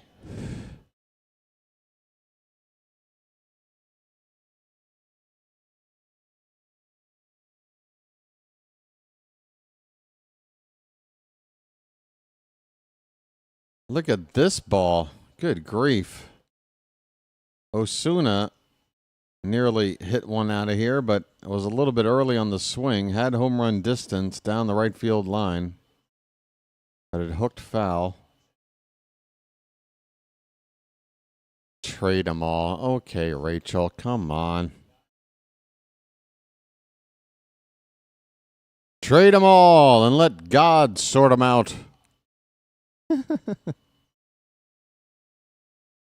You don't want to trade our boy Jordan Westberg, do you? That's my boy. That's my boy right there. That's my boy right there. 1-2 on Ozuna. 1 out, nobody on. Another run in for Texas.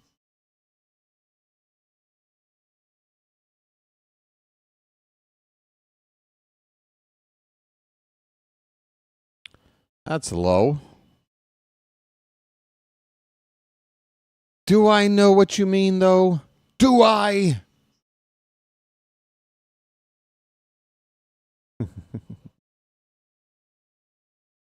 Trade them all. Well, I mean, honestly, we got to figure it out because there's a cutoff line somewhere.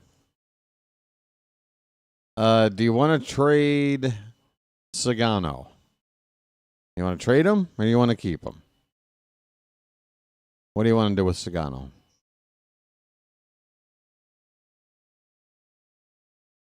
Yes, what? I gave you an option. Do you want to trade him or do you want to keep him? Yes. Okay, trade. So you want to trade Sagano. Okay. There's an out. 2 down with nobody on. This was a grounder back over the middle. Nice play by Gunnar to stab it out of the air. Shaded up the middle to make that play. 2 down for Josh Smith. The lineup turns over again.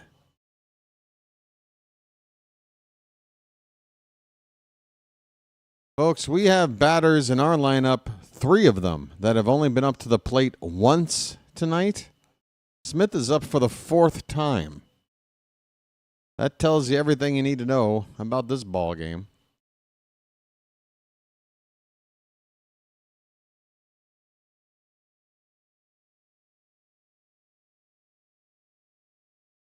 Mullins has had 1 at bat. Smith just had his 4th, and he strikes out to end the inning. The Rangers have scored in 3 straight innings and 4 different innings altogether. A solo run here on a Jonah Heim home run, 377 feet onto the flag court. 7 runs, 8 hits, no errors for Texas. Through 6 innings, that is a beautiful score line if you're a Ranger fan. We're Oriole fans, and we are staring at a 0, a 0, and a 0. Although that third 0, I think we can be okay with that. A lot of zeros, folks.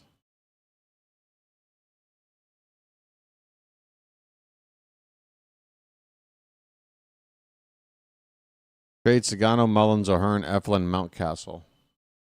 So don't trade Bautista because you know people are talking about it, right? I want to make sure because I don't want to trade Bautista.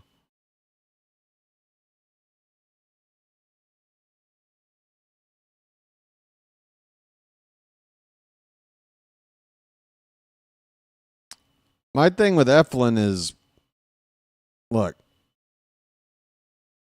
I think Eflin is just going to be a streaky guy. I mean, he kind of pitched better than his career numbers were for a lot of the time where we first got him over here. And, you know, that's kind of why we anointed him as the ace going into the season. Made first few starts pretty good, got hurt. And now he's not been pitching. So I think Zach Eflin is still a pretty good pitcher that is just going through a bad stretch. I think he's going to turn it around and still be a guy that you wouldn't mind having in the middle of your rotation. And my thing is, if you trade Eflin, you're still going to have to replace him. And the way the Orioles have been about scouting pitching, whether it's through draft or trade or free agency, our track record really isn't that good. At least Eflin is kind of stable. I think you'd want to keep him. And hopefully you can work out a contract that if he's having a mediocre season, it's not going to be too expensive or too long. But I'm on board with everything else. I love Sed, I love O'Hearn, but I think from a business standpoint and from the fact that we have replacements for them, or they're just more easy to replace than a starting pitcher is, I would probably focus on Mullins and O'Hearn if we're going to be dealing guys away. It's tough, though, man. I love both those players. I really do. And I especially love kind of their stories. Dylan Carlson's at the plate, by the way, with 1 out. He's got a 2-1 count. Sorry, I didn't even call the Mullins out. Maybe I did. I forget. Carlson fouls his pitch away. 2-2 on Carlson. But I just like stories like Sed because, I mean, you know, the fan base was really getting on Sed's back like last season, going into last season. People were saying just move on from Sed. By the way, Ramon Arias is also a potential trade piece. You have to consider that, I think. I could see a contending team that could see Arias as a nice addition. Not maybe like a major impact. There's a swing and a miss by Carlson. 6 strikeouts for DeGrom. 17 up, 17 down to begin the ball game.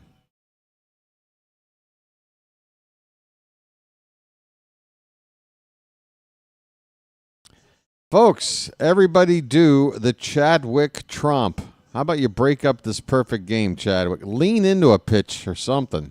He takes low for ball 1. Trade everyone but Chadwick. Yeah, folks, we got to build around Chadwick. We've got to build around Chadwick Tromp.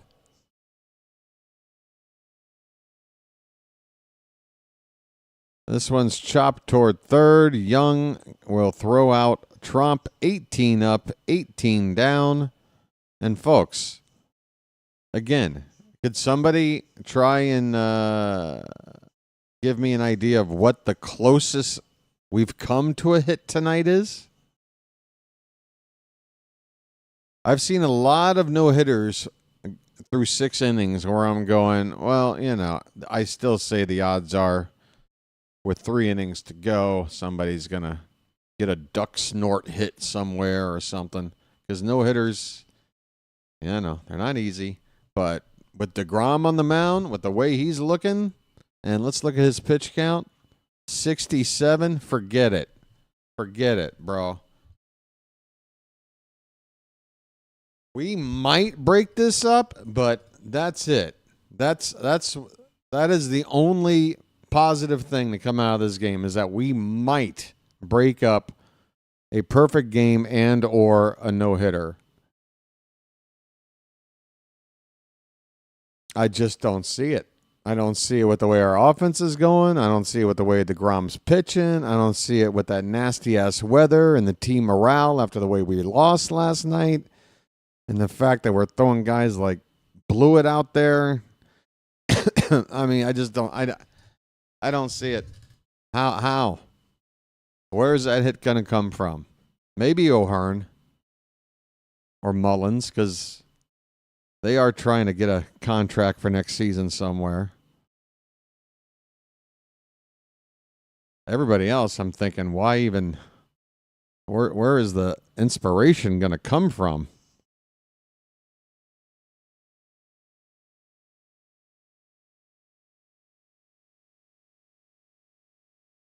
Oh, get this dumb graphic off my screen. The history of Rangers who have hit Utah Street. Sam Haggerty has been around since at least 2021, and he has a Utah home run. I honestly didn't know about this player until this series. Sam Haggerty has just flown under my radar.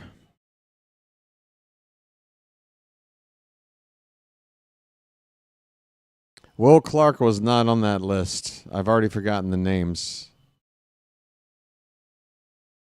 But I would have remembered Will Clark. He was on it.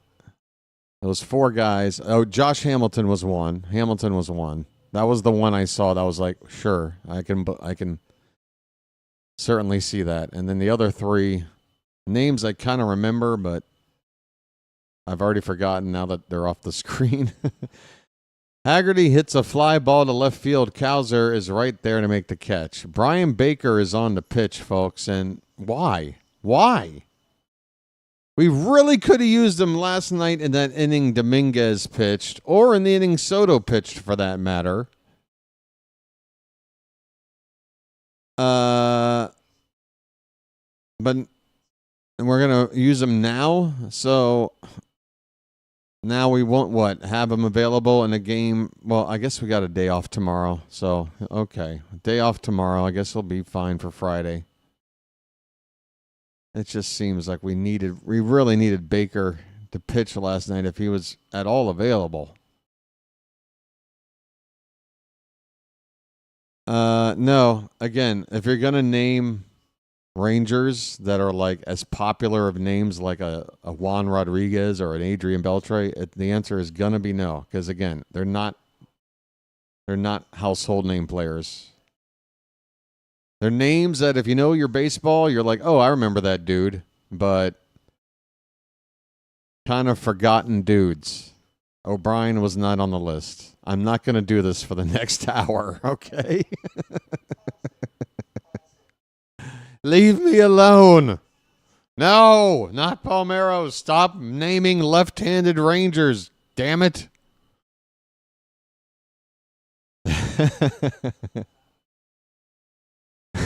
It's just going to do it all night. Pudge. Oh, yeah, he went Oppo. He went Oppo onto Utah. Leave Brittany alone. What just happened? Simeon put the ball in play. You guys got me all distracted over here. No, and it wasn't Julio Franco either. Okay? It wasn't Bill Ripken when he played for the Rangers. Okay? Oh, my God. We've got another. That's a pass ball. That's got to be a pass ball on Trump. Are you kidding me? Our backup to Sanchez can't. Let me look at this. This wasn't in the dirt, was it? What are you doing? How do you. Oh, my God. That is insane. What? Oh, my God. That made Sanchez look not so bad. Oh, my God. And again, with a guy on base. So, runner moves to second. Unbelievable. Our catchers stink behind the plate. Give me Maverick Hanley back. Good grief.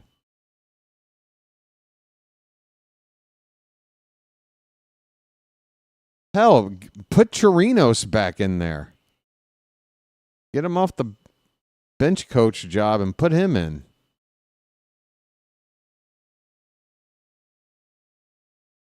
All right, there's a dude over the shoulder of the batter right now, sitting behind the dugout with a floppy blue Rangers hat.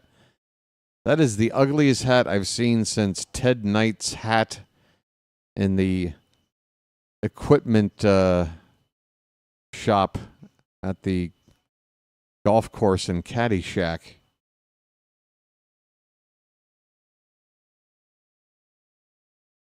This is the ugliest hat I've ever seen. You get a hat like this, it should come with a free bowl of soup. Oh, it looks good on you, though.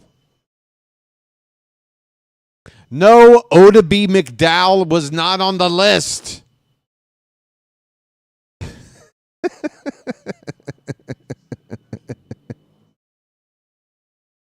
Oh, my God. Was he even in the league when this ballpark was opened? How far back we going now?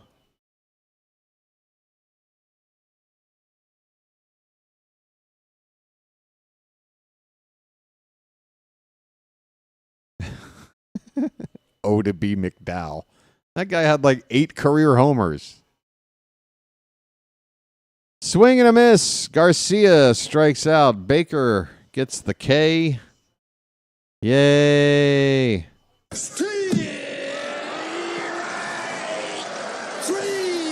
A Larry Parrish? You know, it's crazy, guys. Sammy Sosa was a Ranger for a hot minute. And with his power, he could have gone oppo to the Utah Street, but that's another no. It's 7th inning stretch time. Jared Saltalamacchia. I used to love that dude's name. I used to love just saying that name. Or doing my Harry Carey impression. For a name like that. Those are the names you always go to with a Harry Carey impression. Hey folks. It's 7th inning stretch and it's time to throw some cakes on the griddle. Thank God I'm a country boy. Thank God I'm a country boy. Thank God I'm a country boy. It's time to throw some cakes on the griddle. Thank God I'm a country boy. Why does my lighting look so bad? Why am I all... What the hell? Just now looking at this. I mean, I guess that's kind of better. Gino Petrali has already been guessed. No. No.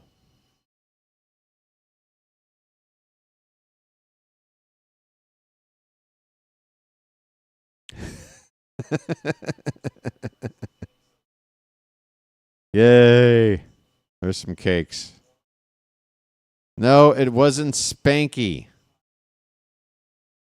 It wasn't Pete Incaviglia. No, Spanky didn't go to Utah. Folks, I'm about to turn the stream off. Jackson Holiday is going to come up. If this is his last at bat, then you know it's a perfect game.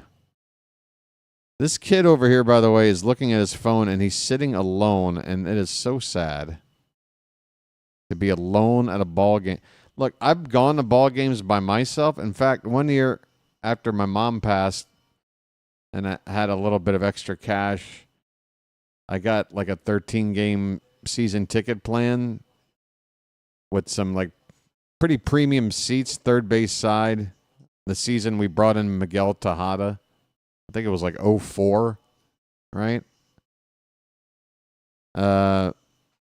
And it was just an individual ticket. I'd take the train up from Union Station in D.C., where I was living at the time, just get dropped off right at the ballpark, watch the ball game, go back home. Holiday's pitch is up and away. But that was during a time when A, there were no smartphones, and B, even if there were, I wouldn't spend my time at a ball game looking at my phone. Like, I already knew people would kind of look at me weird that I would go to a ball game by myself. But to go to a ball game by yourself and to be just looking at your phone is probably the saddest damn thing you could do to yourself. Just stay home at that point. Good grief. There he is. Hey, no perfect game. Ball 4 on the Holiday Road. I'm walking here. We have a base runner. Alert the media. Hey, you, put that phone down. Something happened.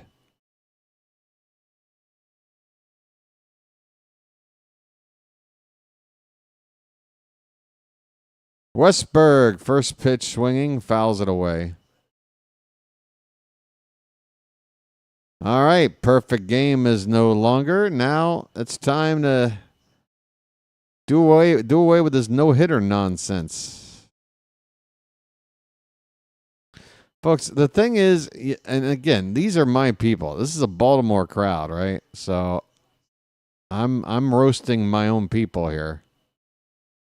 That's a called strike to Westberg, and that was filthy. Perfectly spotted. Very bottom, very outside corner of the zone. Westberg is 0-2.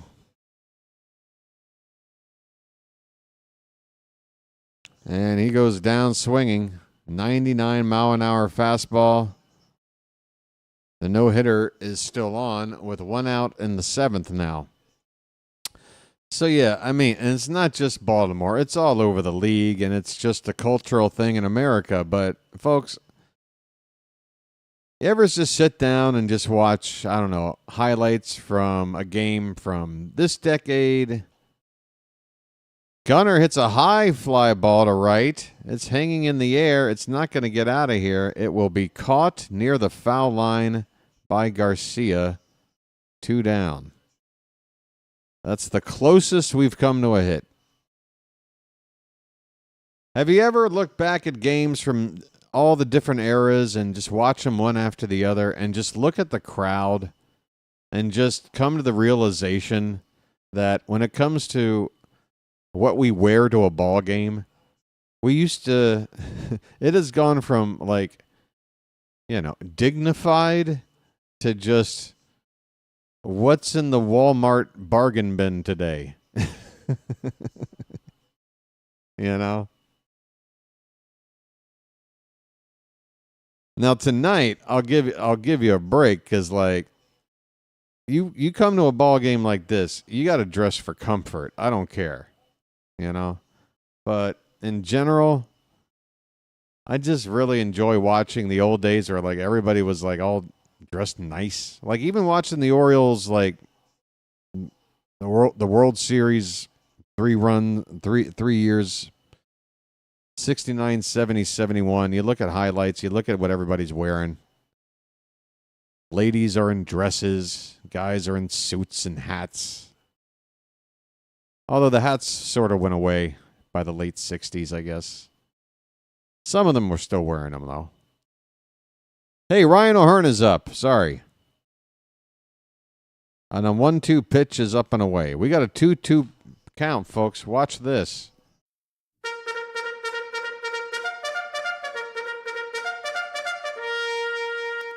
Didn't think you'd hear that tonight, did you? Pitch number 83 from DeGrom is low and in. Full count with 2 down means Holiday will be off with the pitch. Hello. The payoff to O'Hearn. And he lays off. He lays off. I'm walking here. I mean, if this is starting to look a lot like last night, but I forgot we're down 7-0. For some reason, I thought it was still like 4-0. And I'm thinking, wait a minute, we could have a repeat of last night. A couple of walks after and being no hit this deep. Next thing you know, Sanchez is coming up, 3-run homer. That's where we're at. Sanchez is coming up with 2 men on. I hate this live stream. If I don't leave, I'm going to have to cut off your cock and mail it to your mother. Hello? What else you got, dude? Hey, we're all just terrified and really upset with what you just said. We're all extremely terrified and upset. Please, don't stop. It's just too much. Sanchez fouls the first pitch away, folks.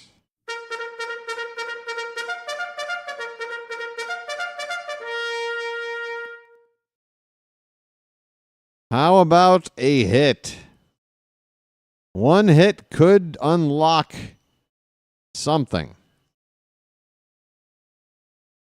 Up the middle, but the second baseman is right there. Jesus Christ. A hard ground ball right up the middle. Why can't anybody play straight away anymore? Oh my God. We break up the perfect game. We're still getting no hit. We go to the 8th. 7-0 Texas. Boo.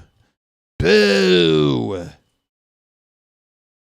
Bow down to her. Bow down to this queen of slime. The queen of refuge. Boo. You had true love and you threw it away. Boo! Boo! Boo! Sorry. End scene. Brandon again with the casual cursing, just hey, you know what? Actually, you know what? Never mind. Brandon, I'll bring it back. Or type it again. Because guess what, folks? According to my calculations, it is the 8th inning. And with the way this game is going, ladies and gentlemen, for only the maybe 3rd time this season, welcome to the earmuff 8th inning. That's right, folks. That's right. Splash it up.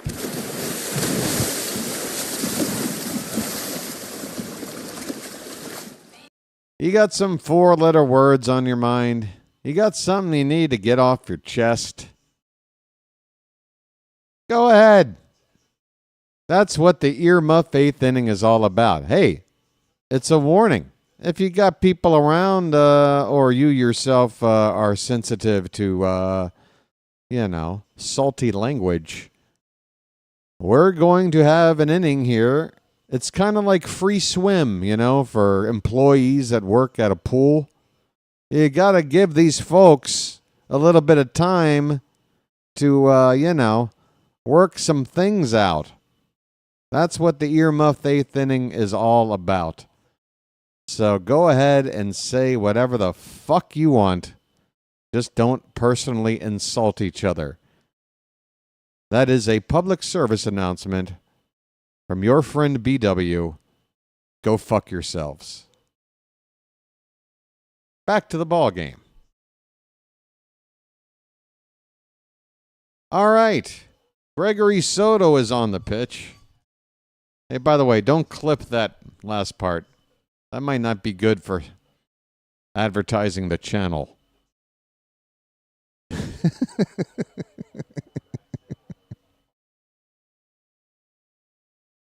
1-2 the count on Evan Carter, who's 1 for 3. A single and a run scored. Ground ball to first. O'Hearn flips it, and Soto can't. We got there in time? Okay. I don't know how Soto got there in time. I might be looking at this to challenge if I'm Texas. That looked pretty close. They got the phone. I mean, why can't we suddenly figure out how to cover a bag anymore? I mean, that's safe. Tie goes to the runner, man.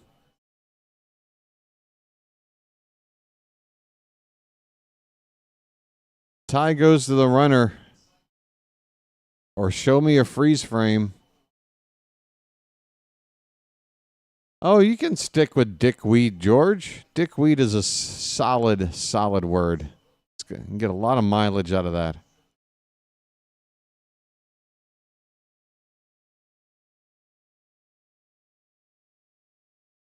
By the way, let me check how many people are here after I just told my audience to go F themselves. What am I, crazy? I only did that as a joke because I know this chat is savvy enough to understand that it's all for humor. Right? We're not uptight like Ted Knight and Caddyshack.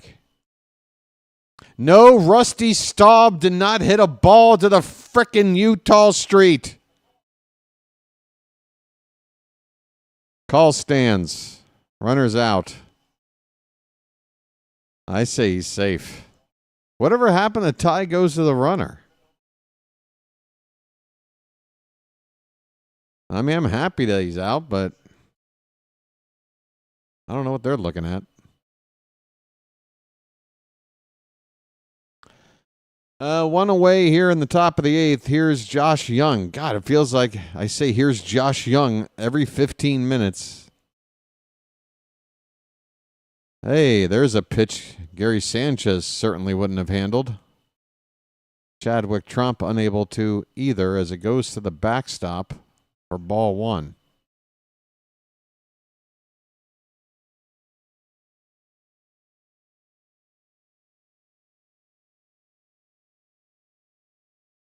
Swing and a miss. Brandon, I hear you, but do you remember the 2023 team that won 101 games, 10 more games than the Corbin Burns one-season team? What about that team? How did they work? We were able to win 101 games without Corbin Burns. Can you believe it? We were actually better without him the season before. How did that happen? Now, I'm not saying Corbin Burns didn't help the team. Don't get me wrong. He can't hold base runners worth a damn, but he certainly went out there and pitched his ass off, particularly in that playoff game. By the way, the 8 innings Trevor Rogers went in that win in game 1 of this series was the first time an Oriole had gone 8 innings since Corbin Burns against the Royals in game 1 of last year's wild card loss to Kansas City. Because he got to score runs. Unfortunately, no, Rusty Greer did not go to Utah. Oh, sorry. It's the 2-hour mark. I got to refresh the game.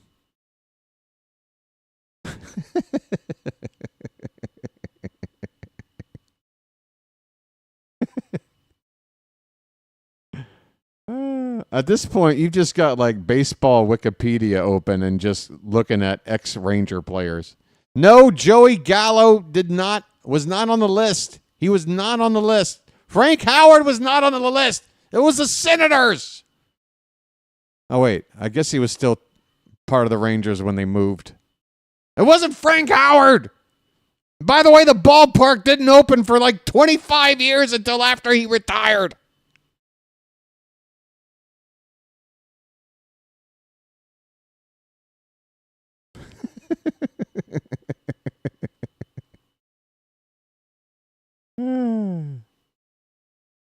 Where's my ball game?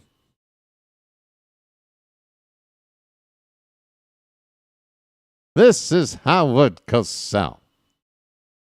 The Baltimore Orioles unable to get a single frickin' hit. What is the deal? Great, I can't open the ball game now. Now I can't open. I'm trying. I got to be the only person on planet Earth feverishly trying to open up an Oriole game for a team that can't get a hit. I'm like, I got to hurry up. We're only down a touchdown, and we haven't got a hit yet. We're so close. All right, I'm back, and it's a commercial break. I don't know where we are. I don't know who we are. I don't know why we are. I got a lot of existential questions unanswered, folks, but stick around. No, Rougned Odor did not go to Utah, Joel.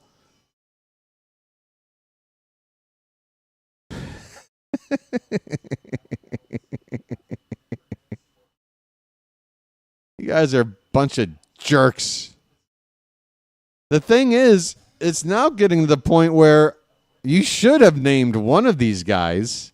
I'm telling you, if I see the name, the light bulb will go off. I'll be like, oh, yeah, that guy. Yeah, he was on the list. There's 3 names. You guys haven't named one of them.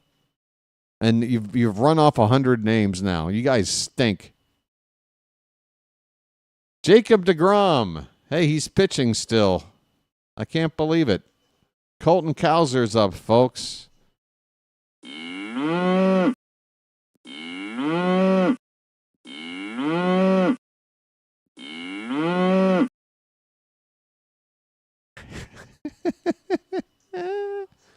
Hey, no hitter is over. The milkman. We're on the board.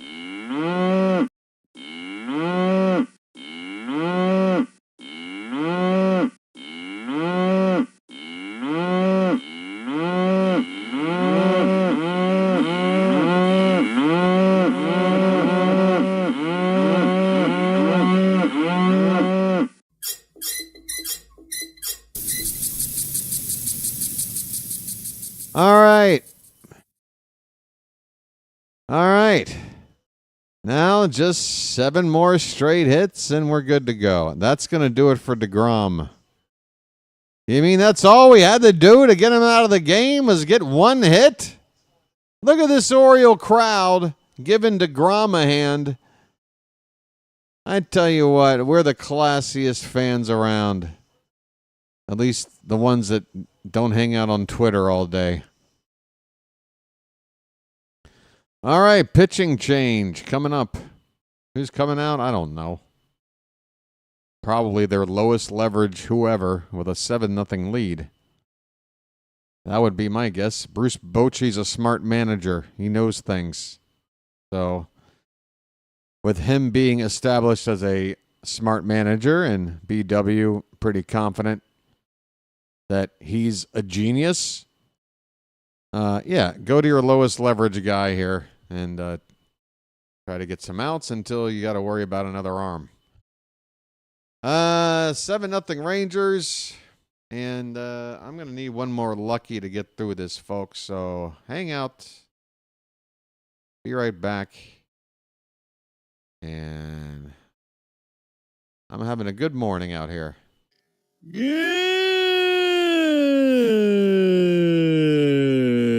No, not Mookie Blaylock.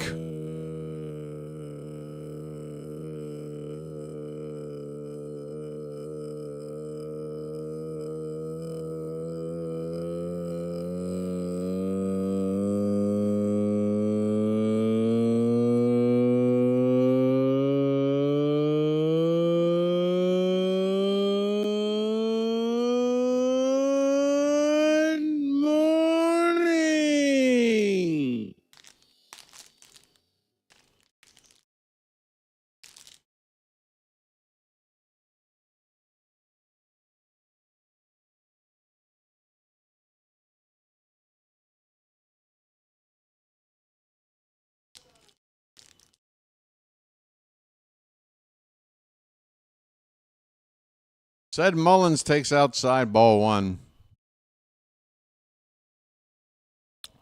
Jacob Webb is on the pitch.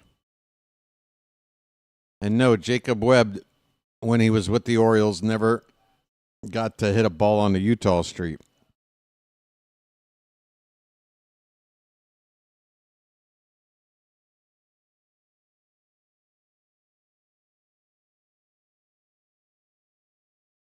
That's Delino to Shields.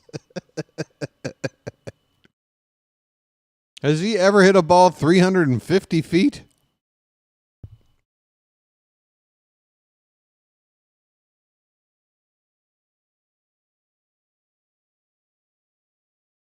And no, the Rangers mascot has yet to do it either.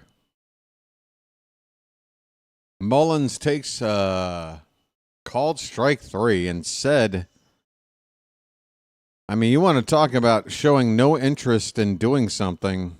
It's really painful for me to admit, but said Mullins tonight looks like a guy that just wants to wrap this crap up. Oh, I'm sorry. It's the Irma Faith. Just wants to wrap this shit up.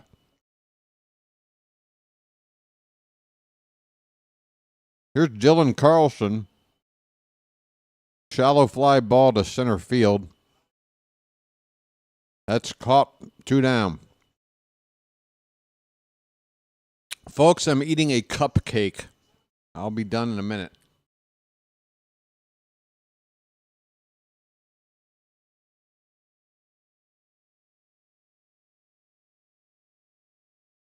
Folks, it's your last chance to do the Chadwick Trump. It's a dance sensation, and it's sweeping the nation. Trump with a fly ball to left. And it'll be about 20 feet short of a home run. Inning over. But Colton Cowser, folks. Colton Cowser says, not in my ballpark, mother effer.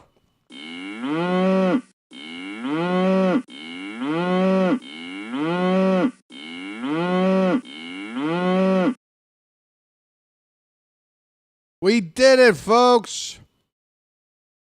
We broke up the perfect game, and then we broke up a no-hitter, too? What's next? Breaking up a shutout? How many more accomplishments are we going to, rack up tonight? I mean, the trophy case is filling up, folks. I need to make room.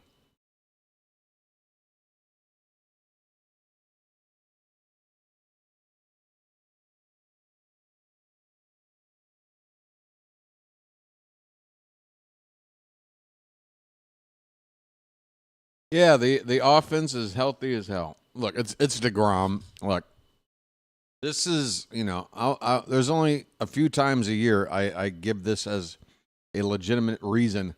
It's not an excuse. Garrett Crochet did it to us just 5-6 games into the season. Look, Scooble, you're gonna, even if your team is going great, and your offense is consistent and healthy, and the vibes are good. Everything's looking good. You face a pitcher like a Jacob DeGrom, and he's on. Maybe a better offense would have gotten a single or two off of him. I don't think anybody else is really. No, Mark McLemore, as a Ranger, did not go to Utah.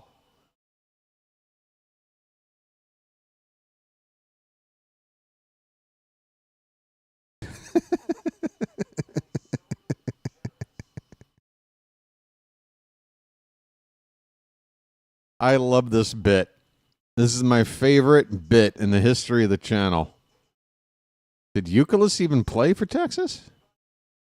We've been down the Hank Blaylock road 8 times now.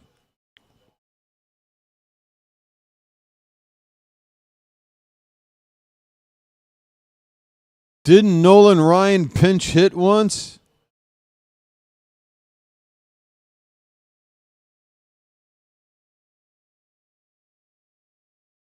Mark McLemore. Ah, gosh. Andrew Kittredge is on the pitch. Again, having a beard in this weather. Maybe that's why we got too many bearded players playing in. Marcus Timms did not go. Done. I'm done. Johnny Oates. Yeah, I prefer the answers of players that were playing well before the ballpark even existed.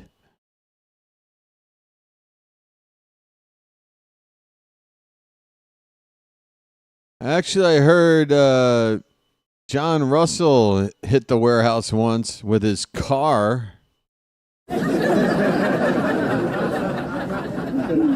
Or is it Jeff Russell? Did I mess that up? Whatever. Osuna at the plate. He has a 1-2 count.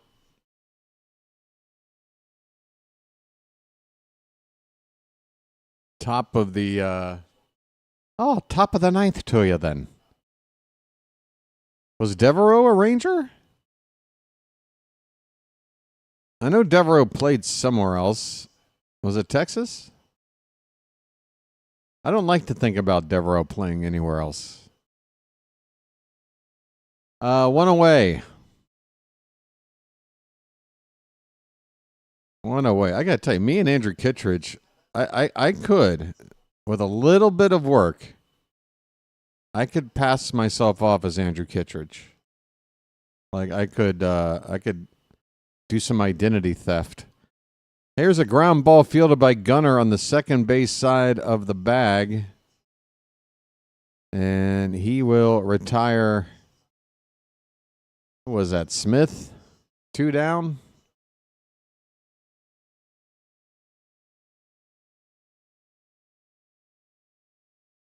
Smith is 0 for 4. Here's Haggerty, 0 for 3. Big night for Marcus Semien, 3 for 4.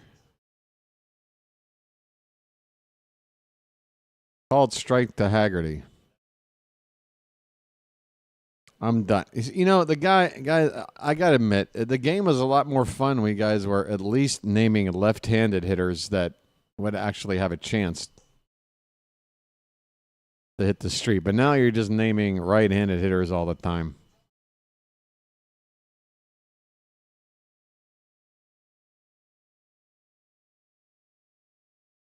Pitch. Swung on a missed in the dirt, and this inning is over. Kittredge with a 1-2-3 inning.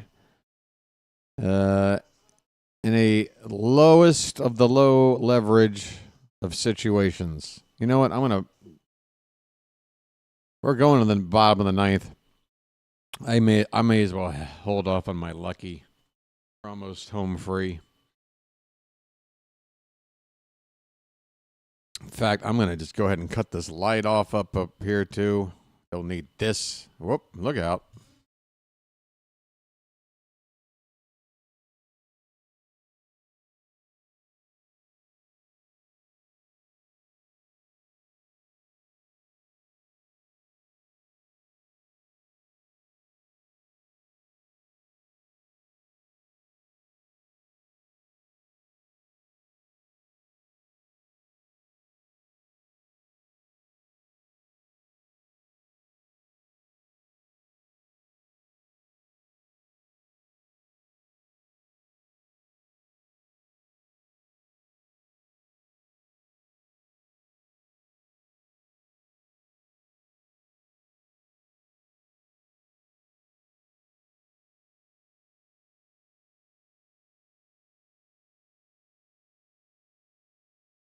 Oh, I'm glad I caught that. There was a crumb of that cupcake that had a little bit of that, not really frosting, but it's kind of a, I don't know. They lube up that cupcake somehow with that chocolate.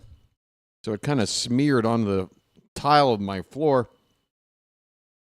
Had to clean that up. Good thing I caught that. Man, folks, living out here, I got to tell you, never have anything sugary sitting out for more than 10 minutes. And if you leave just like a dollop of like a little smidge of like chocolate something. Just enough that would be on the end of a toothpick. You will have an army of ants in your living space within a half an hour. And then they just hang out for several days until they realize, okay, maybe there's not much else here. It's a problem. You got to be on top of it, folks. So, yeah, I'm a little bit darker now. I turned the light off. It's the bottom of the ninth. I told you, folks, a super chat can help keep the lights on. I haven't had one tonight, so turned off the lights. Jackson Holiday is 0 for 2, but has a walk. And he has a 1-1 count. Win is in to pitch. W-I-N-N. Cole Win. 2-1 on Holiday.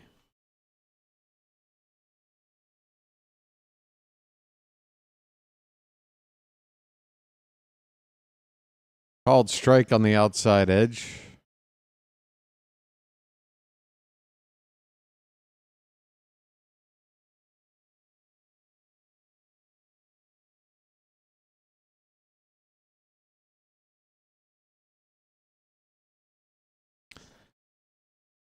Man, is this crowd dead? Called strike 3. Holiday stares at one knee high on the inside corner. 1 down. Folks, when you're nearing the end of a long and just event-filled life and you're looking back, reminiscing on your time, and if you're an Oriole fan, you're thinking back to some of the great moments and great games, this will not be one of them. This just might be the most boring-ass game I have watched this year. This has offered us nothing. Westberg with a ground ball to short over to first. 2 down. I mean, I feel bad for everybody in attendance tonight sitting in this weather and watching a game like this. This is like trying to sit through one of those way too trying to be, brilliant artsy movies that make no damn sense and you're just sitting there bored off your ass. There's like nothing going on in the movie to give you anything resembling entertainment. That would be what's going on here tonight. Gunnar Henderson at the plate. Last hope for the Orioles. As Red from Shawshank would say, hope is a dangerous thing. It is when you're down 7 with 2 outs in the 9th and nobody on base. Gunnar with a chopper over the mound, and once again, the positioning by this Rangers defense on the infield, always in the right spot. Gunnar is thrown out, and this ball game is over. Was this a ball game? I might have to, as a point of order, contest whether or not we actually watched a ball game tonight. I'm not sure. Let me think. What is the definition of a ball game? Okay, I guess you need 2 teams to play 9 innings, weather permitting, and the team to outplay the other, score the most runs, wins the ball game. I immediately have a problem with that because the concept of 2 teams playing, I only saw 1 team playing out there. That's the problem. I only saw 1 team. KPK 33X. Only saw 1 team. So, hey, BW's not crazy. So, yeah, I don't know if you can call this a ball game. This was more of an exhibition slash masochistic torture porn. There, I said it. I know YouTube doesn't like that word. But, yeah. Only an absolute sadist would sit through this ball game and walk away going, yeah, I had a good time. This was lousy. Okay? Absolutely. Mike Hargrove did not hit Utah straight.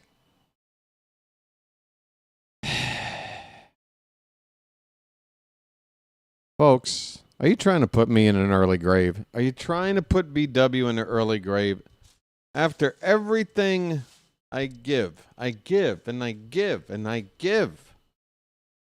Heart, body, soul, mind, and occasionally lower back. I guess that's part of the body. But whatever. All right, I'll give you that. I'll give you that, Tom. At least you named a lefty. I'll give you that. Sorry, I had to take my morphine pill. All right. That was uglier than the blind date I got set up on in my freshman year of high school when we all went out to watch The People Under the Stairs. I thought my date was an extra in the movie.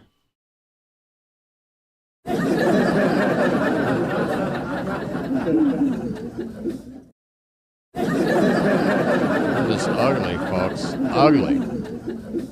Uglier than the one hun at the bar that you would not put the tip in, you know? Anyone but that one.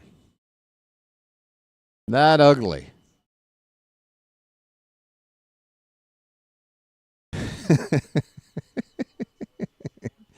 Who loves my post-game analysis, folks? Admit it. You know? What do you want to hear? You want to hear the analytics? You want analytics on a game like this? Like you want to like turn this into a freaking calculus class? Hey, let's talk about the Pythagorean theorem. No.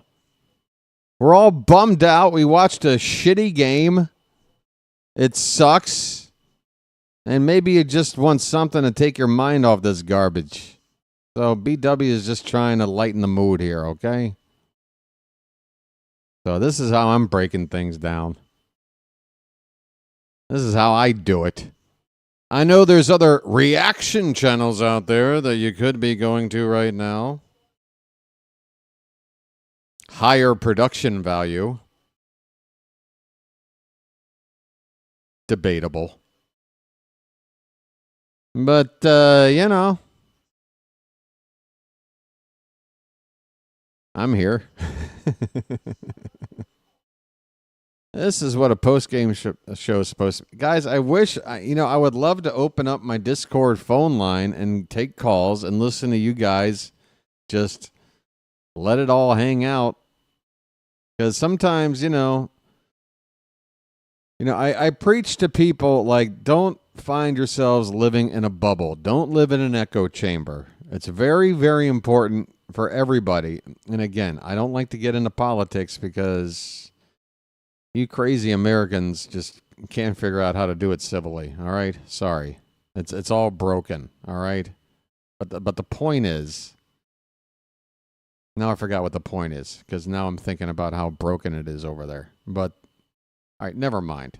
I'll just segue out of whatever I was about to say. It could have been a bad road. Oh, it was something to do. It was a positive thing. Like no matter what side of the aisle you're on. By the way, I prefer to just float above both aisles and not really be a part of this tribalism going on. But anyway, the point is, I've Lost my train of thought.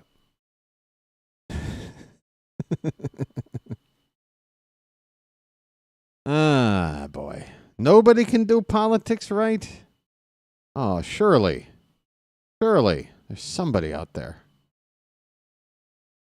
Somebody. What about the mayor of Whoville, right? Oh, yeah, even the mayor of Whoville was a bit of a dickweed, wasn't he? All right, maybe you're right.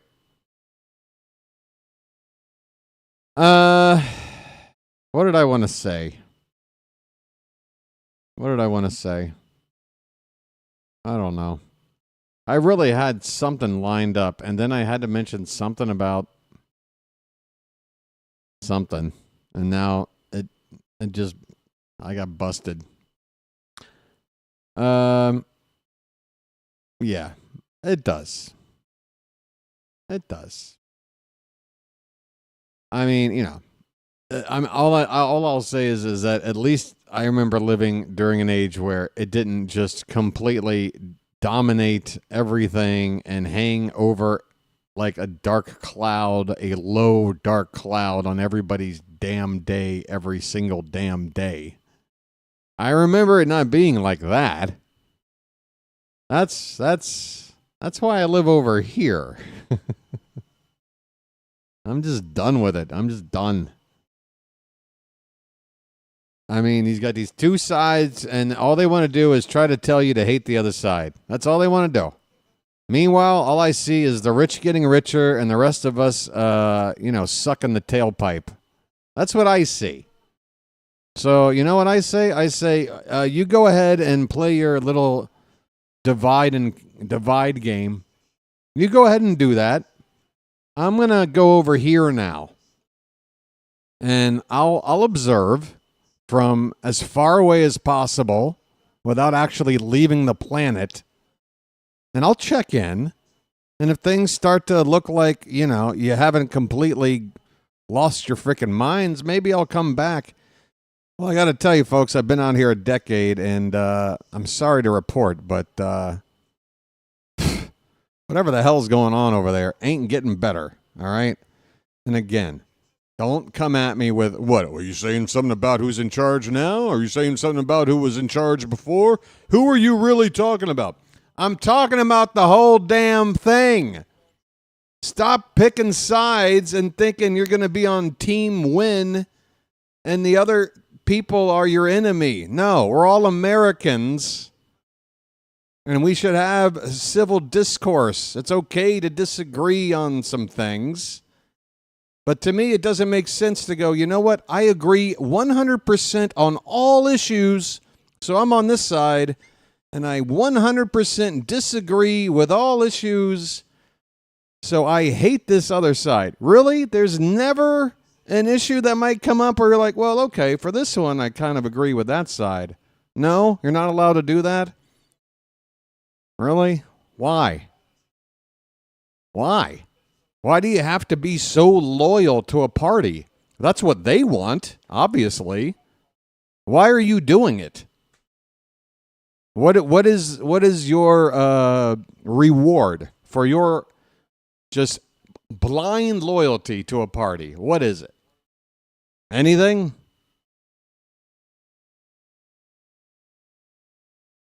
I mean, sure, you can live in that little bubble and echo chamber and be surrounded by other people who are blindly loyal to whoever that party is, and everybody's all happy together, and you can all come together and hate that other side. Right? Doesn't sound healthy to me. It sounds like the people in charge who are all laughing their asses off because they're getting richer and richer while all this is happening. They're just laughing. It's WWE. Vince McMahon is laughing his ass off while you guys are actually sitting there wondering, gee, is The Rock going to win this one or is it going to be the other guy? Like, what are you guys doing? The whole thing is set up for you to get screwed. Okay? The whole thing is set up for you to get screwed. That's the bottom line. Sorry. Maybe I should hit this lucky. Big Cuzzo says stay over there.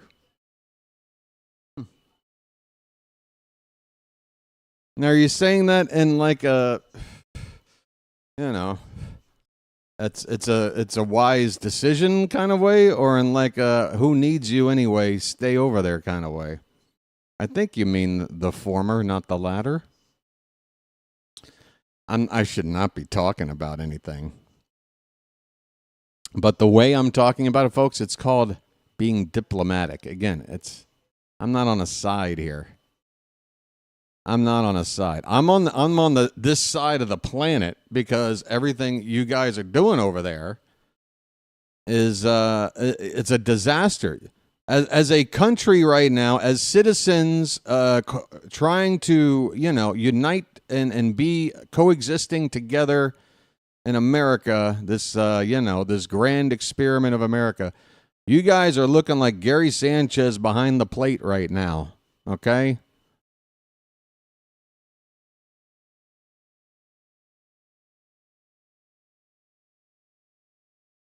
When I say you guys, I'm an American too. I'm not trying to sit here on some kind of soapbox, all right?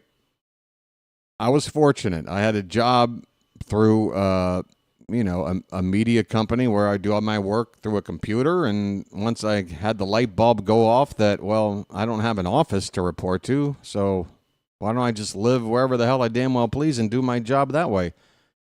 Not everybody has that,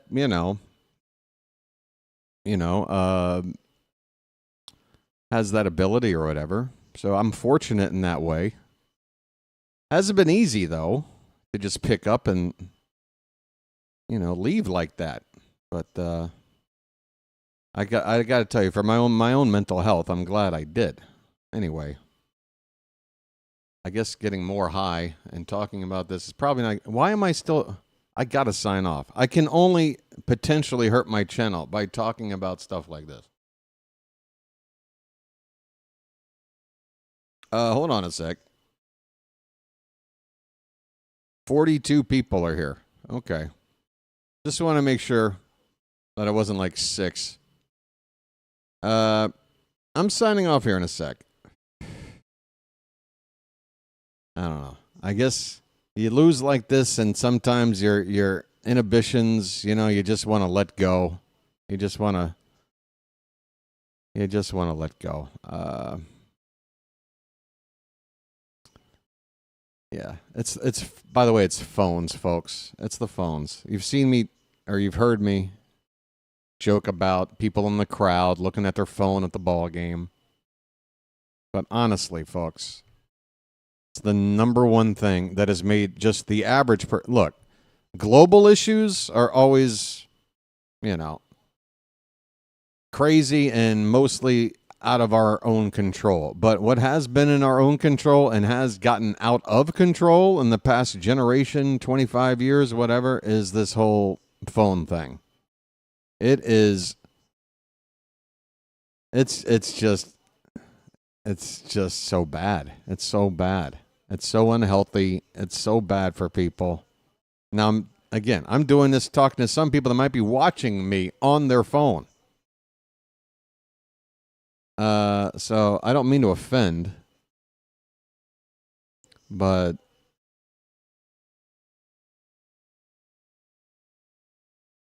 they call it a smartphone. I don't see anybody's average. I don't see the average IQ is going up in the past 20 years with this thing.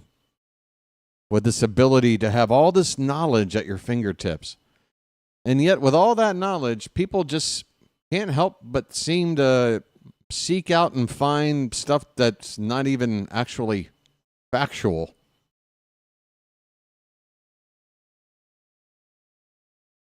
Again, people kind of live in a bubble, and the internet understands that there's a niche audience for every point of view, and so there's content out there that is catered to your exact, like, everything you want. And everybody can just go a la carte, find that little space on the internet where whatever topic, whatever your opinion is of it, oh, here's everybody agreeing with me. and then boom, you're in that echo chamber, right? Now everybody's convinced, walking around, that they know exactly what the hell they're talking about, even though everybody's got a difference of opinion. But I found it on my phone, and other people agreed. Yeah, you can find it on just about any topic you can think of. You know? Like, for example, I'll just throw out, like, you might have a guy, every town's got some whack job, right, that hangs out at the bar, and you would overhear this guy talk about crazy conspiracy theories or something, like the moon is made out of cheese, and I've got proof, right? And, again, there would be a person like that in every town in America. They were spread out, and they were basically ostracized from everybody else in the bar and written off as, oh, that's just that wacko over there spouting off again about some stupid stuff, the earth is flat or whatever, right?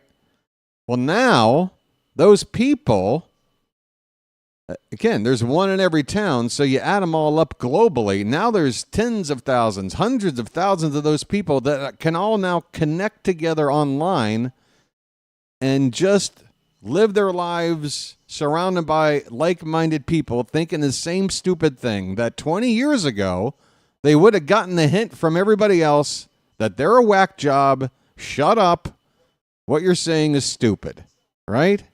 But now you get to go find people who agree with you. Everybody's brilliant. Does anybody see the problem with this? And now you introduce AI into the equation. Oh, doctor. Oh, it's only going to get worse.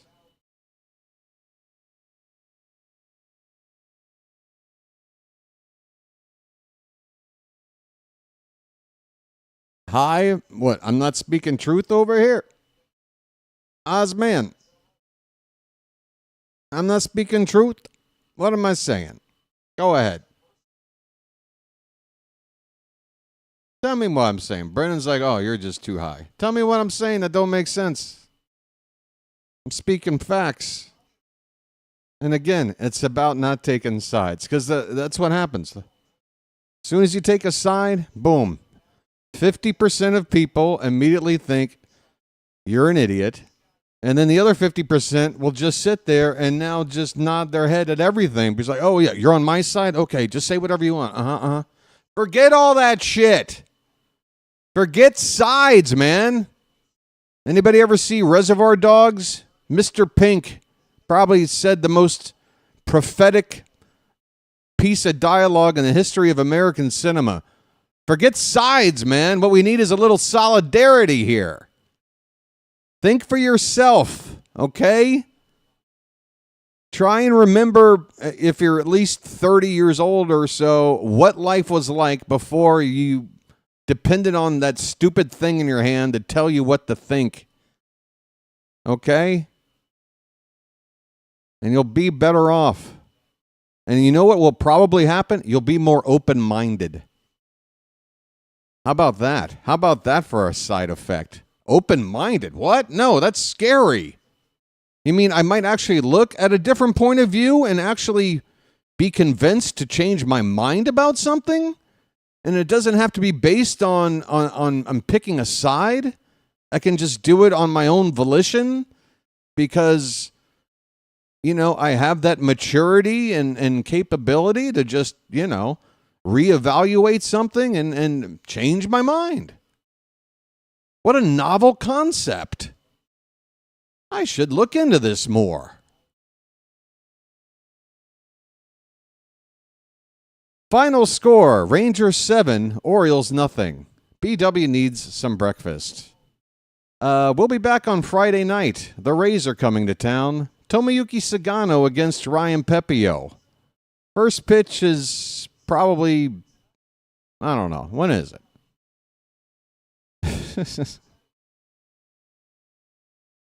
First pitch is, it's an Apple TV game. Good grief. When it rains, it pours. When it rains, it pours. We got an Apple TV game tomorrow. Was it a rant, Big Cuzzo, or was it maybe one of the more inspirational pieces of a monologue you've heard anybody spit out live? No script. No bullshit. I think I did pretty well. I don't know. I'll go back and rate myself. But yeah, tomorrow is going to be 7:05 first pitch.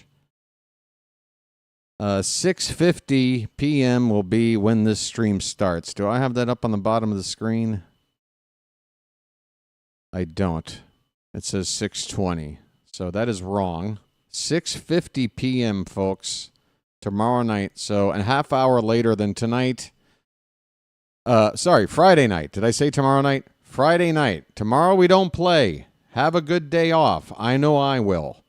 Well, I don't know if it's going to be good, but I know I'm going to enjoy at least the ability to have a game and a day off. But have a good time until we reunite on Friday with the Rays coming to town. And we're going to break 2,900 subs, I think, on the next game. Ozman, you okay over there? Ozman having a laughing fit. You got some good weed over there, too? Mine's pretty good. It's a bit of a mix. JJ and Fitzy. I mean, every time I send you to Fitzy these days, he can't even acknowledge. He can't even acknowledge the raid. Is the Phillies game still live? I'm not trying to dump on Fitz, but the Phillies game is only going into the 5th inning, it looks like. I'll send you to JJ. Although, I guess I'm sending a pretty small crowd now because this game's been over for a while. And I've been yapping away. All right, so going into the 5th inning, it is Phillies at the Astros. JJ on the call. And I will see you guys. By the way, we're still short of 100 likes. Unbelievable. Last night, over 200 likes. And tonight, we don't even get to our standard 100. And the view count is about half as well. So half the numbers, folks. That's rough on your boy, BW. Half the viewers, half the likes, no super chats, and no runs scored with one hit. This could be... I mean, if I had to miss a game and break my streak, this should have been the one. I should have went and had this half-broken tooth fixed today. If I knew this game would turn out like this. But the streak continues, folks. BW keeps calling games because he's fucking crazy. See ya on Friday night. Until then, this has been the BirdWatcher, and I will chirp at you later. Sending you now to play-by-play with JJ. Take it easy.